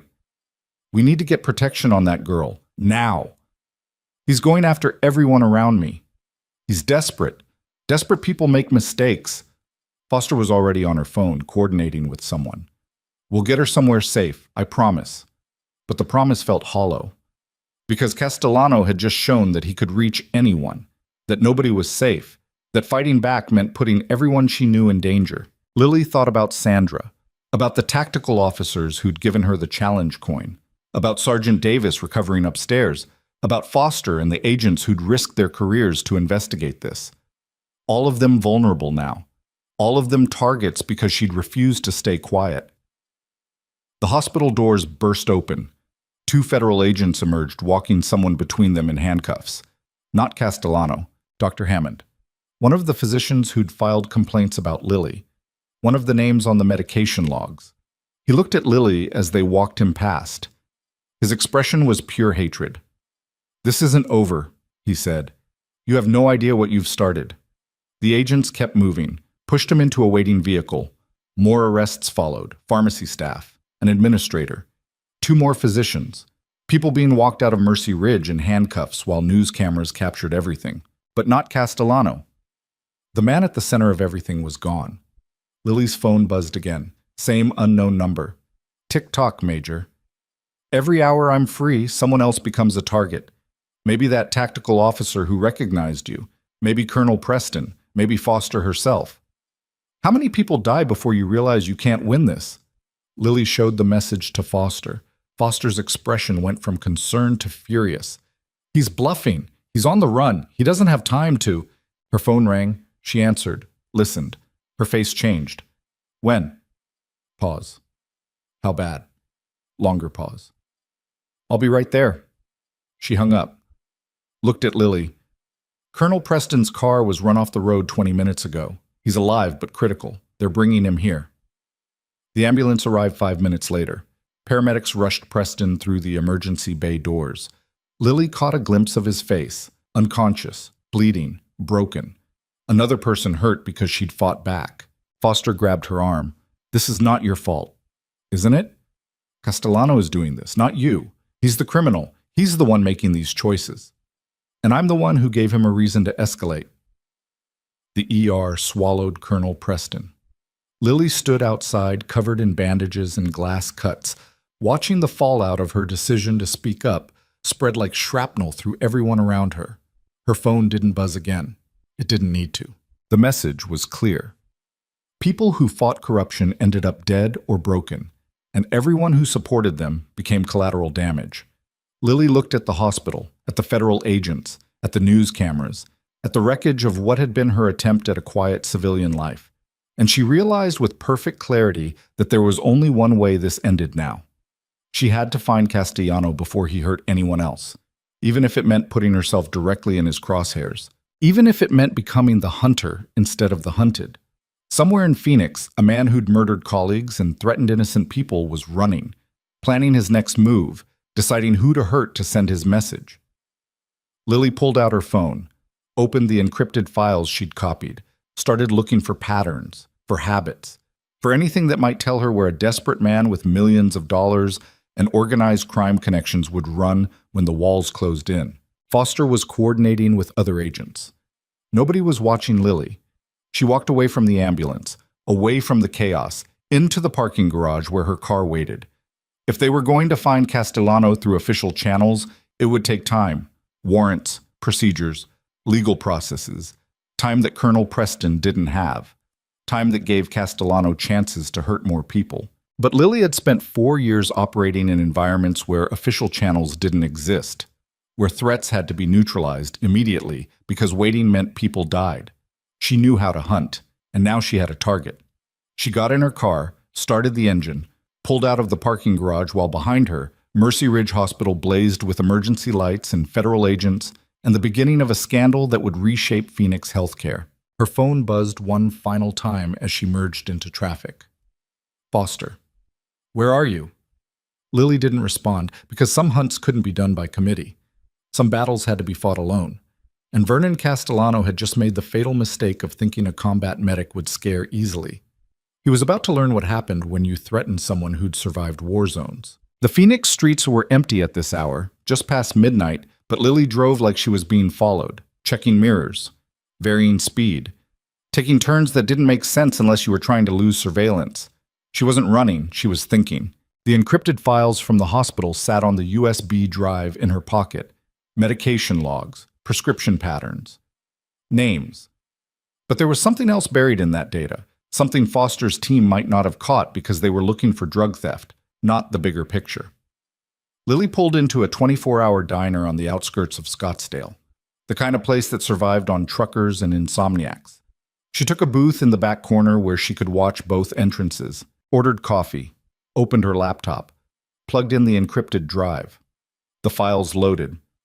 She started cross-referencing, not just medication orders, but patient names, addresses, insurance information, the administrative data that everyone ignored because it seemed irrelevant, except it wasn't. 20 minutes in, she found the pattern. The phantom patients, the fake names Castellano used to order controlled substances, all had addresses in the same 3 zip codes: industrial areas, warehouses, commercial properties. Lily pulled up property records, started matching addresses to owners. 3 warehouses, all owned by the same shell corporation, all leased to medical supply companies that didn't exist, and all located within 2 miles of Mercy Ridge Hospital. She sat back, staring at the screen. Castellano wasn't just stealing drugs from the hospital. He was running a distribution network, using fake patients to generate prescriptions, using the warehouses to store and distribute, using the hospital as cover for an operation that probably supplied half the Phoenix drug trade. Her phone rang. Foster. Lily answered. I'm fine, Don't try to track this call. Where the hell are you? Foster's voice was sharp with worry and anger. You can't just disappear in the middle of a federal investigation. I'm following a lead. We have agents for that. You're a witness, a target. You're supposed to be in protective custody. I found something. Lily kept her voice low, watching the diner entrance. Castellano's distribution warehouses, 3 locations. I'm sending you the addresses now. She heard typing on Foster's end. How did you find these? Patient addresses from the fake prescriptions. They all connect to properties owned by the same shell company. He's been using the hospital as a front for years. A pause. Then Foster's voice, tight with something that might have been respect. We'll get teams to those locations immediately. He won't be there. How do you know? Because he's not stupid. He knows we found the hospital connection. He's already evacuated those sites. Lily pulled up another file. But I found something else. Travel records. Castellano has a plane. Private hangar at Scottsdale Airport. Registered under a different name, but the payment records trace back to him. You think he's running? I think he's planning to, but not yet. Lily studied the flight logs. He has a scheduled departure tomorrow at 6 a.m. Destination listed as Belize. No extradition treaty. Foster swore softly. We need to get there before he boards that plane. He won't wait for scheduled departure if he thinks you're closing in. Then what do you suggest? Lily looked at the property records again, at the pattern underneath the pattern. He needs something before he runs, something important enough to risk staying in Phoenix another 12 hours. What? Money. Access codes. Evidence he needs to destroy. I don't know yet. Lily zoomed in on one of the warehouse addresses. But he has a weakness. He's arrogant. He told me tonight that this operation employs dozens of people, that it's worth millions. People like that don't just walk away. They protect their assets first. So we watch the warehouses. No, we watch the one place he'll have to come back to if he wants to cover his tracks completely. Lily pulled up another file. The hospital pharmacy, that's where the records are. Physical prescriptions, signature logs, the paper trail that proves he authorized everything. Those records are already in federal custody. The official records, yes, but there's always a backup, especially in medical facilities. Disaster recovery protocols require off-site storage. Lily found what she was looking for. Mercy Ridge uses a private document management company, Highland Archives. They store all hospital records going back 20 years. Foster was quiet for a moment. He's going to try to destroy those records. He has to. It's the only way to claim he was set up, that Reinhardt and the others were acting alone. Lily closed her laptop. If we want to catch him, that's where we wait. Highland Archives is a private facility. We can't just stake it out without probable cause. You can if you have a witness who knows exactly what he's looking for. Lily stood, dropped cash on the table for coffee she'd barely touched. I'm going there now. You can either meet me or arrest me later for obstruction. Lily, she hung up.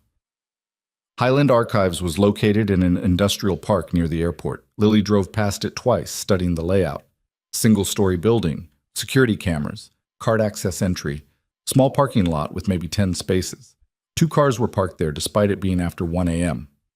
Security, probably. Maybe night staff processing records. Lily parked a block away and walked back. Stayed in shadows. Watched. 15 minutes later, a black Mercedes pulled into the lot. Expensive. Out of place in an industrial area at this hour. A man got out. Not Castellano. Younger, well-dressed, moving with purpose toward the building entrance. He used a key card. The door opened. He disappeared inside. Lily's phone buzzed. Text from Foster. On our way, E.T. A 15 minutes. Do not engage. Another text, different number. Sandra. I heard about Colonel Preston. Is it true? Is he going to be okay? Lily typed back. They're working on him. Your daughter?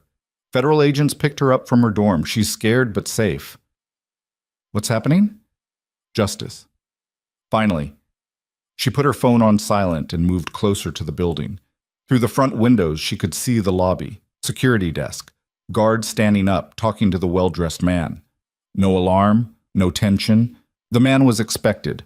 They disappeared into a back corridor. Lily circled the building, found a service entrance. No cameras covering this angle, probably an oversight, or maybe they'd assumed nobody would care about a record storage facility. She tried the door. Locked, but it was old metal with a standard commercial lock, the kind that opened if you knew what you were doing. Lily had learned lock-picking in the military. Sometimes you needed to access spaces quickly and quietly without waiting for official authorization. 30 seconds later, she was inside. The corridor was dark, emergency lighting casting green shadows. She moved quietly, following the sound of voices. Everything from 2019 to present, the well-dressed man was saying. Dr. Castellano wants it all destroyed. No traces. The guard's voice. That's a lot of records. It'll take hours to pull and shred. You have until 4 a.m. After that, this facility was broken into. Vandalized. Records destroyed by unknown parties. You were overpowered, unconscious, remember nothing. And my payment? $50,000. Cash. Half now, half when it's done. Lily heard the sound of money being counted. She edged closer to the corner, staying in shadow. The guard and the well-dressed man were in what looked like a main archive room. Rows of filing cabinets and boxes. Climate-controlled. Everything labeled and organized. The guard pocketed the cash. What about surveillance footage? Already handled. The system will show a technical glitch from midnight to 5 a.m. Nothing recorded. The well-dressed man checked his watch. Get started. Dr. Castellano wants confirmation by 4. He's not coming himself? Would you? Beds are all over Mercy Ridge. He's already across the border in Nogales, waiting to fly out once this is done. Lily's mind raced. Castellano wasn't at the airport. He was in Nogales, 3 hours south, waiting for confirmation that the evidence had been destroyed before making his final run. The well-dressed man left through the front entrance. The guard walked deeper into the archives, pulling out boxes. Lily stepped into the room. Don't move. The guard spun, hand going to his hip, weapon or radio, Lily couldn't tell. She held up her hands. I'm not armed. I'm not here to hurt you. I just need you to stop what you're doing. Who the hell are you? Someone who knows that $50,000 isn't worth going to prison for destroying evidence in a federal investigation. The guard's hand stayed on his hip. I don't know what you're talking about. Yes, you do. Vernon Castellano paid you to destroy hospital records, records that prove he's been running a drug trafficking operation for years. When federal agents arrive, and they're coming, you'll be charged as an accessory. Lily took a step forward. Or you can stop now. Tell them you were coerced. Testify against Castellano. Maybe you do a year or two instead of 20. Lady, you need to leave. Now. Can't do that. The guard pulled his weapon, not pointing it at her, just showing he had it. I said leave. Put that away before you make this worse. Lily's voice stayed calm. You're a security guard. You're not going to shoot an unarmed nurse. And if you do, you're looking at murder charges on top of everything else. How do you know I won't? Because I can see your hand shaking, because your safety's still on, because you're scared and way out of your depth. Lily lowered her hand slightly. Let me help you. Put the gun down. Walk away from this. The money isn't worth your life. The guard's resolve wavered. The weapon lowered slightly, then headlights swept through the front windows. Multiple vehicles, doors slamming. Federal agents, Foster's voice amplified. Exit the building with your hands visible. The guard looked at Lily. You set me up. No, I gave you a choice. You just ran out of time to make it. He dropped the weapon, raised his hands. I want a lawyer. Smart move. Federal agents poured through the front entrance. Foster led them, weapon drawn, scanning for threats. She saw Lily, and her expression cycled through relief, anger, and resignation in about 2 seconds. You couldn't wait 15 minutes? He was already destroying evidence. Foster looked at the guard, now being cuffed by other agents, looked at the boxes pulled from shelves. Did you touch anything? Just his conscience. That's not funny. But Foster's voice had lost its edge. She holstered her weapon. We got the courier. Pulled him over half a mile from here. He's already talking. Says Castellano's in Nogales waiting to fly to Cabo and then on to Belize. So go get him. We are. Mexican federal police are coordinating, but Nogales is complicated jurisdiction. Foster moved deeper into the archives. These the records Castellano wanted destroyed? Everything from 2019 forward, probably thousands of prescriptions. All the evidence you need to prove systematic fraud and distribution. Foster photographed the boxes, called over an evidence team, turned back to Lily. You should be in protective custody. I was protecting custody of evidence. You were conducting an unauthorized investigation and interfering with... Foster stopped, rubbed her face. Never mind. It doesn't matter. You were right. Again, which is becoming a very annoying pattern. I try. They processed the scene for another hour. The guard was transported to federal detention. The evidence was cataloged and secured. The courier gave a full statement implicating Castellano in conspiracy, evidence destruction, and multiple counts of federal drug trafficking. By the time they finished, dawn was breaking over Phoenix. Lily stood outside Highland Archives, watching the sunrise paint the sky orange and pink. Foster emerged from the building, phone in hand. Mexican authorities have Castellano in custody. They're holding him for extradition. He'll be back in U.S. jurisdiction by tomorrow. He'll have lawyers. But we have evidence. Witnesses. Financial records. Everything we need. Foster looked at Lily. This is going to be a massive case. Months of trials, media attention. You'll be at the center of all of it. I know. Is that what you want? Lily thought about the question, about the quiet life she'd tried to build, about being invisible and anonymous and safe, about how that life had cost Dr. Mitchell hers, about how silence protected people like Castellano while patients suffered and staff were too afraid to speak up. I want people to be safe, she said finally. If that means being visible, then that's what happens. Foster's phone rang. She answered, listened, her expression changing. When? Pause. How bad? Longer pause. We're on our way. She hung up, looked at Lily. Colonel Preston's awake. He's asking for you. They drove back to Mercy Ridge in Foster's SUV. The hospital looked different in morning light, less like a crime scene, more like a place where healing happened. The ICU was quiet. Colonel Preston lay in a bed surrounded by monitors and IV lines. His face was bruised, one arm in a cast, but his eyes were clear when Lily walked in. Major Marsh, his voice was rough but strong. They told me you went hunting. Someone had to. That someone should have been federal agents, not a civilian nurse. But there was no heat in the words. Did you get him? He's in custody, thanks to you drawing his attention. Preston smiled slightly.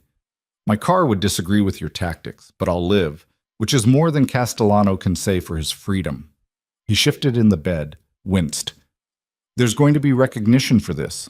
Official channels, commendations, the works. I don't need... It's not about what you need. It's about what's right. Preston's voice strengthened. You exposed corruption, saved lives, brought down a criminal organization. You did what you were trained to do, even after you left the service. I'm just a nurse. You're a lot more than that, always have been. He gestured at the door. There are people outside who want to see you, been waiting all night. Lily stepped into the hallway and found it packed. Sandra and a dozen other nurses from the ER. The tactical officers from Sergeant Davis's team. Hospital administrators including Patricia Morrison, military personnel in dress uniform. And at the front, Sergeant Davis himself. Walking with a cane, still recovering, but alive. He approached Lily and came to attention as much as his injuries allowed. Major Marsh, the team wanted to say thank you, properly. The tactical officers formed up behind him, saluted as one. Lily felt her throat tighten. I was just doing my job. So were we. But you did yours better. Davis held out a folded flag. American flag, the kind given at military funerals. Except this one wasn't for someone who'd died. This is from all of us. Everyone you've saved, everyone you've protected, military and civilian, everyone who's alive because you refuse to be quiet. She took the flag, felt the weight of it, the meaning. Sandra stepped forward. The nursing staff wanted me to tell you something. We took a vote, unanimous. If you want to come back to Mercy Ridge, you have a job. Trauma coordinator, setting protocols, training staff, making sure what happened with Reinhardt never happens again. Patricia Morrison moved beside Sandra. The board approved the position this morning with a significant pay increase and a formal apology for how you were treated. She looked uncomfortable. I was wrong. We were wrong. We should have listened from the beginning. Lily looked at the faces surrounding her. People who'd been afraid of her, people who'd underestimated her, people who now understood what she'd been trying to tell them all along. I need to think about it, she said quietly. Take your time. Patricia handed her a business card. Call me when you're ready. The crowd dispersed slowly. Sandra stayed behind. Thank you, Sandra said, for my daughter, for not staying quiet when I couldn't speak up. You pointed me toward the evidence. You were speaking up too. Not enough. Not soon enough. Sandra's eyes were red. Sarah Mitchell was my friend. I should have done something when she died. I should have questioned it. Instead, I buried my head and told myself it was safer. You're doing something now. That counts. Sandra hugged her, brief, tight, then walked away before either of them could get too emotional. Foster appeared at Lily's elbow. I need you to come downtown. We have testimony to take, official statements, everything on record. Now? The lawyers are already circling. We need your account documented before Castellano's defense team starts trying to poke holes in the investigation. Foster's expression softened. After that, you're free to go. Take some time. Decompress. Be a person instead of a witness. They spent the next 6 hours at the federal building. Lily walked investigators through everything, finding the discrepancies, the threats, the confrontation on the ledge, the chase to Highland Archives, every detail recorded and transcribed. By the time they finished, afternoon sun slanted through the conference room windows. Lily felt scraped hollow, exhausted in ways that had nothing to do with lack of sleep. Foster walked her to her car. This is going to take months to fully prosecute. Castellano, the other doctors, the administrators who knew and didn't act. You'll probably be called to testify multiple times. I know, but you broke it open. Without you, Castellano would still be running his operation. Mitchell's death would still be ruled a suicide, and dozens of patients would still be at risk. Foster extended her hand. Thank you, seriously. This was one of the biggest cases we've worked in years. Lily shook her hand, drove home through Phoenix traffic, let herself into her apartment that still had federal locks on the doors. She stood in the middle of her living room looking at the space that had been her refuge, her attempt at normalcy. It didn't feel like refuge anymore. It felt like a place between things, a way station. Her phone buzzed, text from an unknown number. Her heart jumped before she realized it wasn't a threat this time. Major Marsh, this is Lieutenant Carver. The team is having a gathering next Friday, memorial for fallen operators. We'd be honored if you'd attend. No speeches required, just acknowledgement of service. Let us know. Carver. Another text. This one from Sandra. Wine night tomorrow? My place. No hospital talk. Just bad reality TV and complaints about men. You need it. Another. From Patricia Morrison. I know you need time to decide, but I wanted you to know 18 nurses submitted letters supporting your return. They want you back. Think about it. Patricia Lilly sat on her couch, surrounded by messages from people who'd been strangers a week ago. People who now knew exactly who she was and wanted her in their lives anyway. She pulled out the challenge coin from her pocket, the flag Sergeant Davis had given her, the business cards from veterans organizations and federal agents and hospital administrators, evidence of a life she hadn't planned, recognition she hadn't wanted, a future that looked nothing like the quiet anonymity she'd been trying to build. Her phone rang. Unknown number again. She almost didn't answer, but something made her pick up. Major Marsh? A woman's voice. Young, uncertain. My name is Emily Mitchell. I'm Dr. Sarah Mitchell's sister. Lily's breath caught. I heard what you did. How you exposed the people who killed Sarah. I wanted to call and say... The voice broke. Thank you. For not letting them get away with it. For making her death mean something. I'm so sorry for your loss. I am too. But I'm also grateful someone finally listened, finally cared enough to look past the official story. Emily paused. Sarah talked about you, actually. Not by name, but she mentioned a new nurse at Mercy Ridge, someone quiet, someone who'd been military. She said this person understood what it meant to fight for people who couldn't fight for themselves. She said that? In her last message to me, 3 days before she died. Emily's voice steadied. I think she knew she was in danger. I think she was looking for allies, people who wouldn't back down when things got scary. Lily closed her eyes, thought about Dr. Mitchell, trying to do the right thing, looking for support, finding none in time. She deserved better, Lily said quietly. She did, but because of you, at least she got justice. That's something.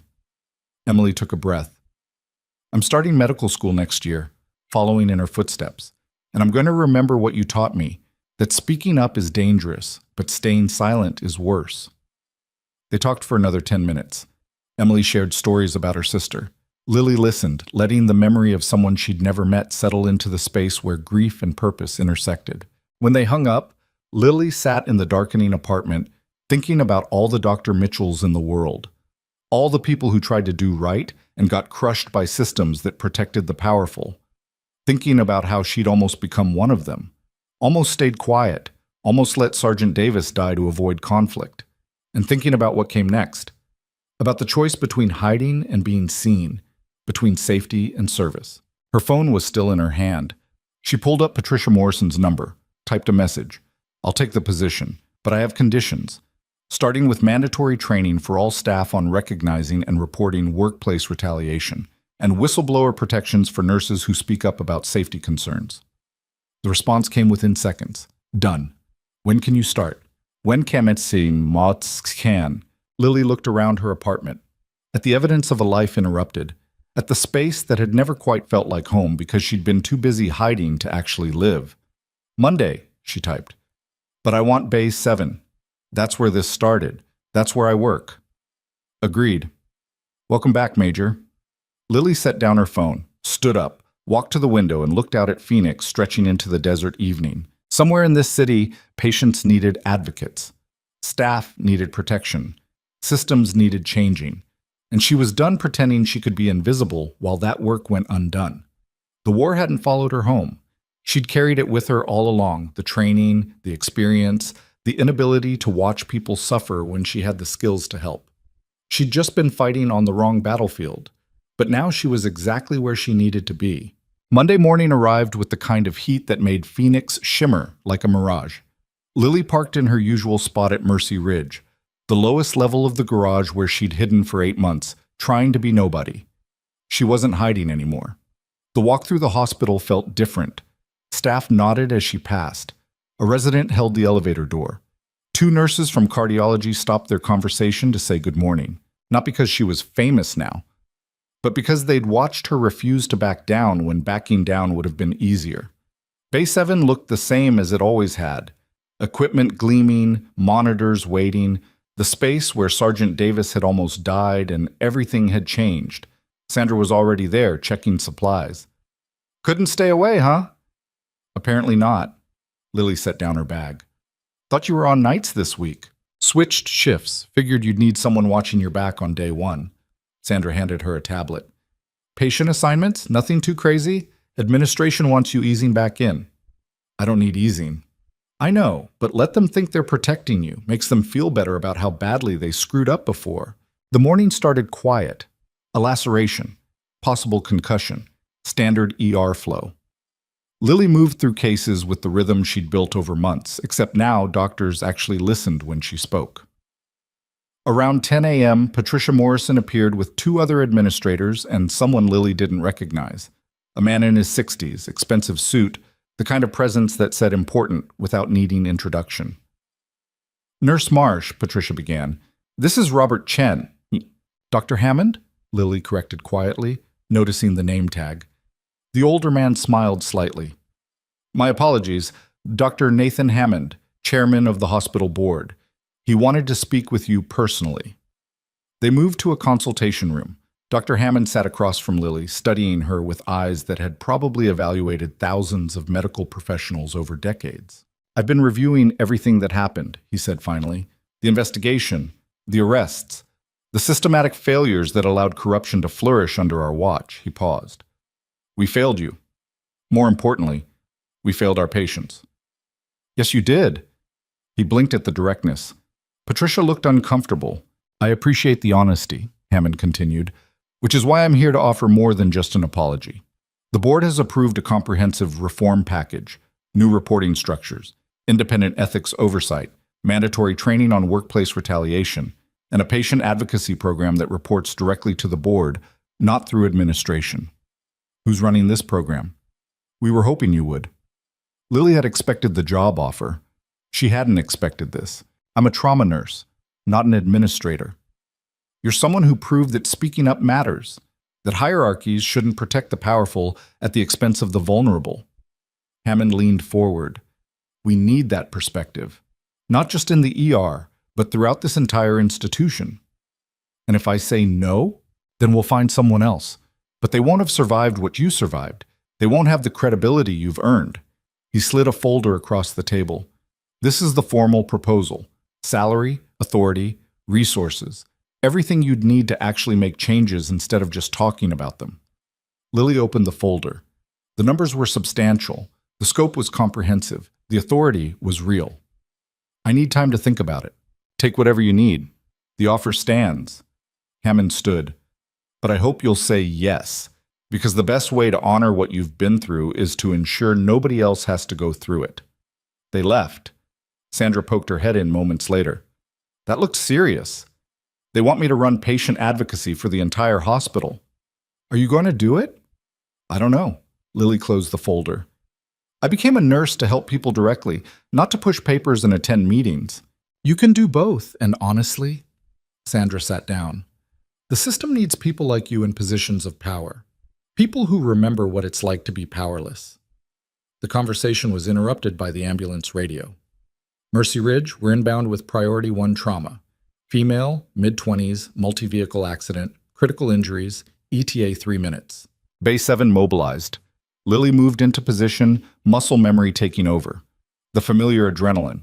The focus that narrowed the world to blood pressure and oxygen saturation, and the space between heartbeats where life or death was decided. The patient arrived unconscious, intubated, bleeding from injuries Lily cataloged in seconds.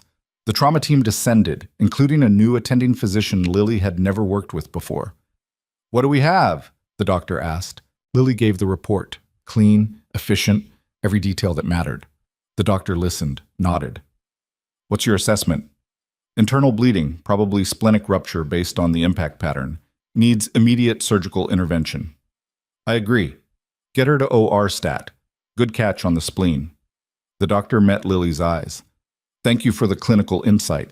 I appreciate working with nurses who actually know what they're doing. It was such a basic interaction, the kind that should have been normal 8 months ago. The kind that Dr. Reinhardt had turned into a power struggle every single time, but it felt like victory anyway. The morning continued. More patients, more cases where Lily's input was sought rather than dismissed, where her experience was treated as an asset rather than a threat. Around noon, Lieutenant Carver appeared in the ER entrance with 3 other tactical officers. Major Marsh, we're heading out for a training exercise. Wanted to stop by first. Everything okay? More than okay. Sergeant Davis got cleared for light duty. He'll be back with the team in 3 months. Carver's expression was serious. We also wanted you to know Castellano's extradition went through. He's being arraigned tomorrow, federal courthouse. Thought you might want to be there. To watch him face charges? To watch him realize he lost. Carver glanced at his team. We'll be there, in uniform, making sure the judge knows exactly what he did and who stopped him. They left. Lily finished her shift with the weight of tomorrow pressing against her chest. That evening, she sat in her apartment with the folder Hammond had given her, read through the proposal 3 times, thought about what accepting would mean. Her phone rang. Foster, just wanted to give you a heads up about tomorrow. Castellano's lawyers are going to argue for bail. We're opposing, but it's possible the judge grants it. He's a flight risk. We know, but he has resources, lawyers who specialize in making dangerous people look sympathetic. Foster paused. Your testimony could make the difference, if you're willing to provide a victim impact statement. I wasn't his victim. You were targeted, threatened, forced to jump from a 3rd-story window to escape. That's victimization. Foster's voice softened. But I understand if you don't want to relive it in open court. Lily thought about Dr. Mitchell, about Colonel Preston, about every patient who'd been put at risk by Castellano's operation. I'll be there. The federal courthouse was packed the next morning. Media outside. Protesters. Supporters. The kind of circus that happened when powerful people fell publicly. Lily entered through a side door Foster had arranged, found herself in a witness waiting room with Sandra, Colonel Preston, still on crutches but determined, and a dozen other hospital staff who'd been affected by the corruption. Hell of a turnout, Preston observed. People want to see justice happen in real time. Sandra twisted her hands together. I'm terrified of testifying. You don't have to, Lily said. Foster told me it's voluntary. I know, but Sarah deserves someone speaking for her, and I'm the only one left who can. Sandra's voice shook. Even if it's scary. The courtroom was formal, imposing, designed to make people feel small. Lily sat in the gallery beside Preston while federal prosecutors outlined the charges. Drug trafficking, conspiracy, fraud, attempted murder. Then Castellano was brought in. He looked smaller than he had in the hospital, diminished. The expensive suit couldn't hide the fact that he was just a man who'd chosen greed over healing and was now facing consequences. His eyes scanned the courtroom and landed on Lily. For a moment, something flickered. Recognition, maybe rage. Then his lawyer whispered something, and he looked away. The bail hearing proceeded. Castellano's defense argued he was a respected physician, community ties, no prior criminal record, low flight risk. The prosecution countered with evidence, the plane to Belize, the destroyed records, the threats, the pattern of violence. Then Foster called Lily to provide her statement. She walked to the witness stand, placed her hand on the Bible, swore to tell the truth. The prosecutor was a woman in her 40s, sharp-eyed, no nonsense. Ms. Marsh, can you describe what happened on the evening of November 7th? Lily did, calmly, clearly. The locked room, the threats. The syringe filled with drugs meant to kill her. The window ledge, the fall through glass. The courtroom was silent when she finished. And why do you believe Dr. Castellano targeted you specifically? Because I exposed the beginning of his criminal operation, and because I refused to stay quiet when silence would have protected him. Do you believe he would flee if granted bail? I know he would. He already tried once. He's not afraid of breaking laws. He's only afraid of facing consequences. Castellano's lawyer stood. Objection. The witness is speculating. I'm testifying based on direct experience, Lily interrupted. He told me himself.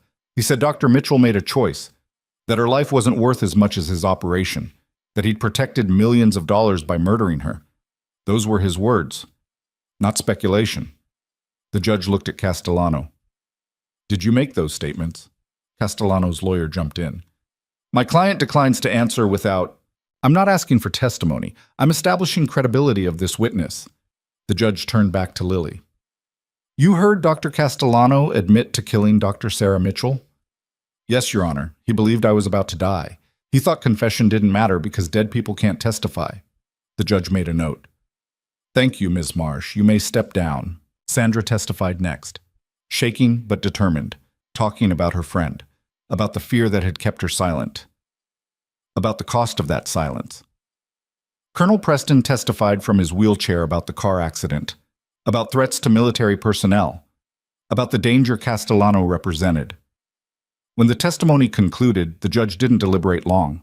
Bail is denied. The defendant has demonstrated clear flight risk, danger to witnesses, and a pattern of violence designed to obstruct justice. He will remain in federal custody pending trial. The gavel came down. Castellano's face went white. His lawyers immediately started arguing for appeal. But it was done. Outside the courthouse, media swarmed. Lily pushed through without comment. Foster intercepted her near the parking garage. That was good testimony, clear, compelling, exactly what we needed. Will it stick, the charges? With the evidence we have? Yes. He's looking at 20 to life minimum. More if we can prove he ordered Mitchell's death. Foster extended her hand. This case broke because you wouldn't let it go. Remember that. Lily shook her hand. Drove back to Mercy Ridge for the afternoon shift. The ER felt different now. Lighter, somehow. Like pressure that had been building for years had finally released. Patricia Morrison found her during a quiet moment. The board met this morning. Before the hearing, she handed Lily a badge. New, with a different title. Welcome to your new position. Officially. Lily looked at the badge. Patient advocate and trauma coordinator. Her name. Her title. I didn't say yes yet. You didn't say no either. And after watching you testify this morning, the board unanimously agreed you're exactly what this hospital needs. Patricia's expression softened. You don't have to be perfect. You don't have to fix everything. You just have to keep doing what you've been doing, telling the truth when it's hard. And if I fail, then you fail. But at least you tried, which is more than most people can say. The afternoon shift passed. Lily worked Bay 7, training 2 new nurses on trauma protocols, sharing what she'd learned in combat zones and civilian hospitals, teaching them that hierarchy mattered less than accuracy, that speaking up was scary but necessary. As the sun set over Phoenix, she stood in the trauma bay where this had all started, where Sergeant Davis had almost died, where she'd made the choice to act instead of staying silent. Sandra appeared in the doorway. Shift's over, you coming to the debrief? What debrief? Nursing staff, conference room B. We're having a discussion about implementing the new reporting protocols. Figured the person who created them should probably be there. The conference room was full. 20 nurses, different units, different shifts, all of them there voluntarily. Lily stood at the front, looking at faces that represented every level of hospital hierarchy, from new graduates to veterans with 30 years of experience. I'm not good at speeches, she began. I'm better at stopping bleeding than inspiring people. But I've learned something over the past 2 weeks. Silence protects the wrong people. Speaking up is terrifying, and systems only change when someone refuses to let them stay broken. She paused, gathered her thoughts. Every single person in this room has seen something that didn't seem right. A doctor who was too rough with patients. A medication error that got covered up. A colleague who needed help but was too afraid to ask. We all see these things. The question is whether we have the courage to say something. But what if we're wrong? A young nurse asked. What if speaking up makes things worse? Then you're wrong, and you apologize, and you learn. Lily's voice carried the weight of experience. But staying silent when you're right? That's how people die. That's how corruption flourishes. That's how institutions rot from the inside. An older nurse raised her hand. What if administration retaliates? They can't. Not anymore. That's what these new protocols are for. Anonymous reporting, independent investigation, protection for whistleblowers. Lily gestured at the documents on the table. But more than that, we protect each other. We stand together. When one nurse speaks up, we all stand behind them. That's how this works. The meeting lasted an hour. Questions, concerns, stories about past incidents where people had stayed quiet because speaking up felt impossible. By the end, something had shifted, not fixed, not perfect, but moving in the right direction. Lily drove home as Phoenix lights flickered on across the valley. Her phone buzzed with messages from Foster, from Preston, from the tactical team, from nurses she'd trained, from Emily Mitchell, thanking her again for honoring her sister's memory. She sat in her apartment, looking at the collection of business cards and challenge coins and badges that represented a life she hadn't planned but was learning to inhabit. The quiet anonymity was gone. The invisible nurse didn't exist anymore. In her place was someone visible, someone who'd learned that being seen meant being vulnerable, but invisibility meant letting people suffer when you had the power to help. She thought about the choice she'd made in Bay 7, the decision to speak up when everyone else wanted her quiet. How that single moment had cascaded into investigations and arrests and institutional reform. One voice, one refusal to stay silent, one person deciding that doing the right thing mattered more than staying safe. The war she'd tried to leave behind hadn't followed her. It had taught her, trained her, given her skills that translated into civilian life in ways she'd never expected. She wasn't a soldier anymore, but she was still fighting, just on a different battlefield, with different weapons, against enemies who wore white coats instead of uniforms. And she was winning. Not because she was perfect, not because she always knew the right answer, but because she'd learned the most important lesson war had to teach. Some things are worth the risk. Some battles have to be fought. Some stands have to be taken, even when taking them means everything changes. Lily pulled up the photo of Sergeant Davis recovering, thought about the soldier who was alive because she'd refused to let protocol override common sense, thought about Dr. Mitchell, who'd tried to fight alone and lost, about Sandra, who'd found her courage, about Foster and Preston and the tactical officers who'd stood beside her when standing alone would have been easier. Change didn't happen in isolation. Justice wasn't delivered by heroes. Progress required ordinary people making extraordinary choices when the moment demanded it. And moments always demanded it.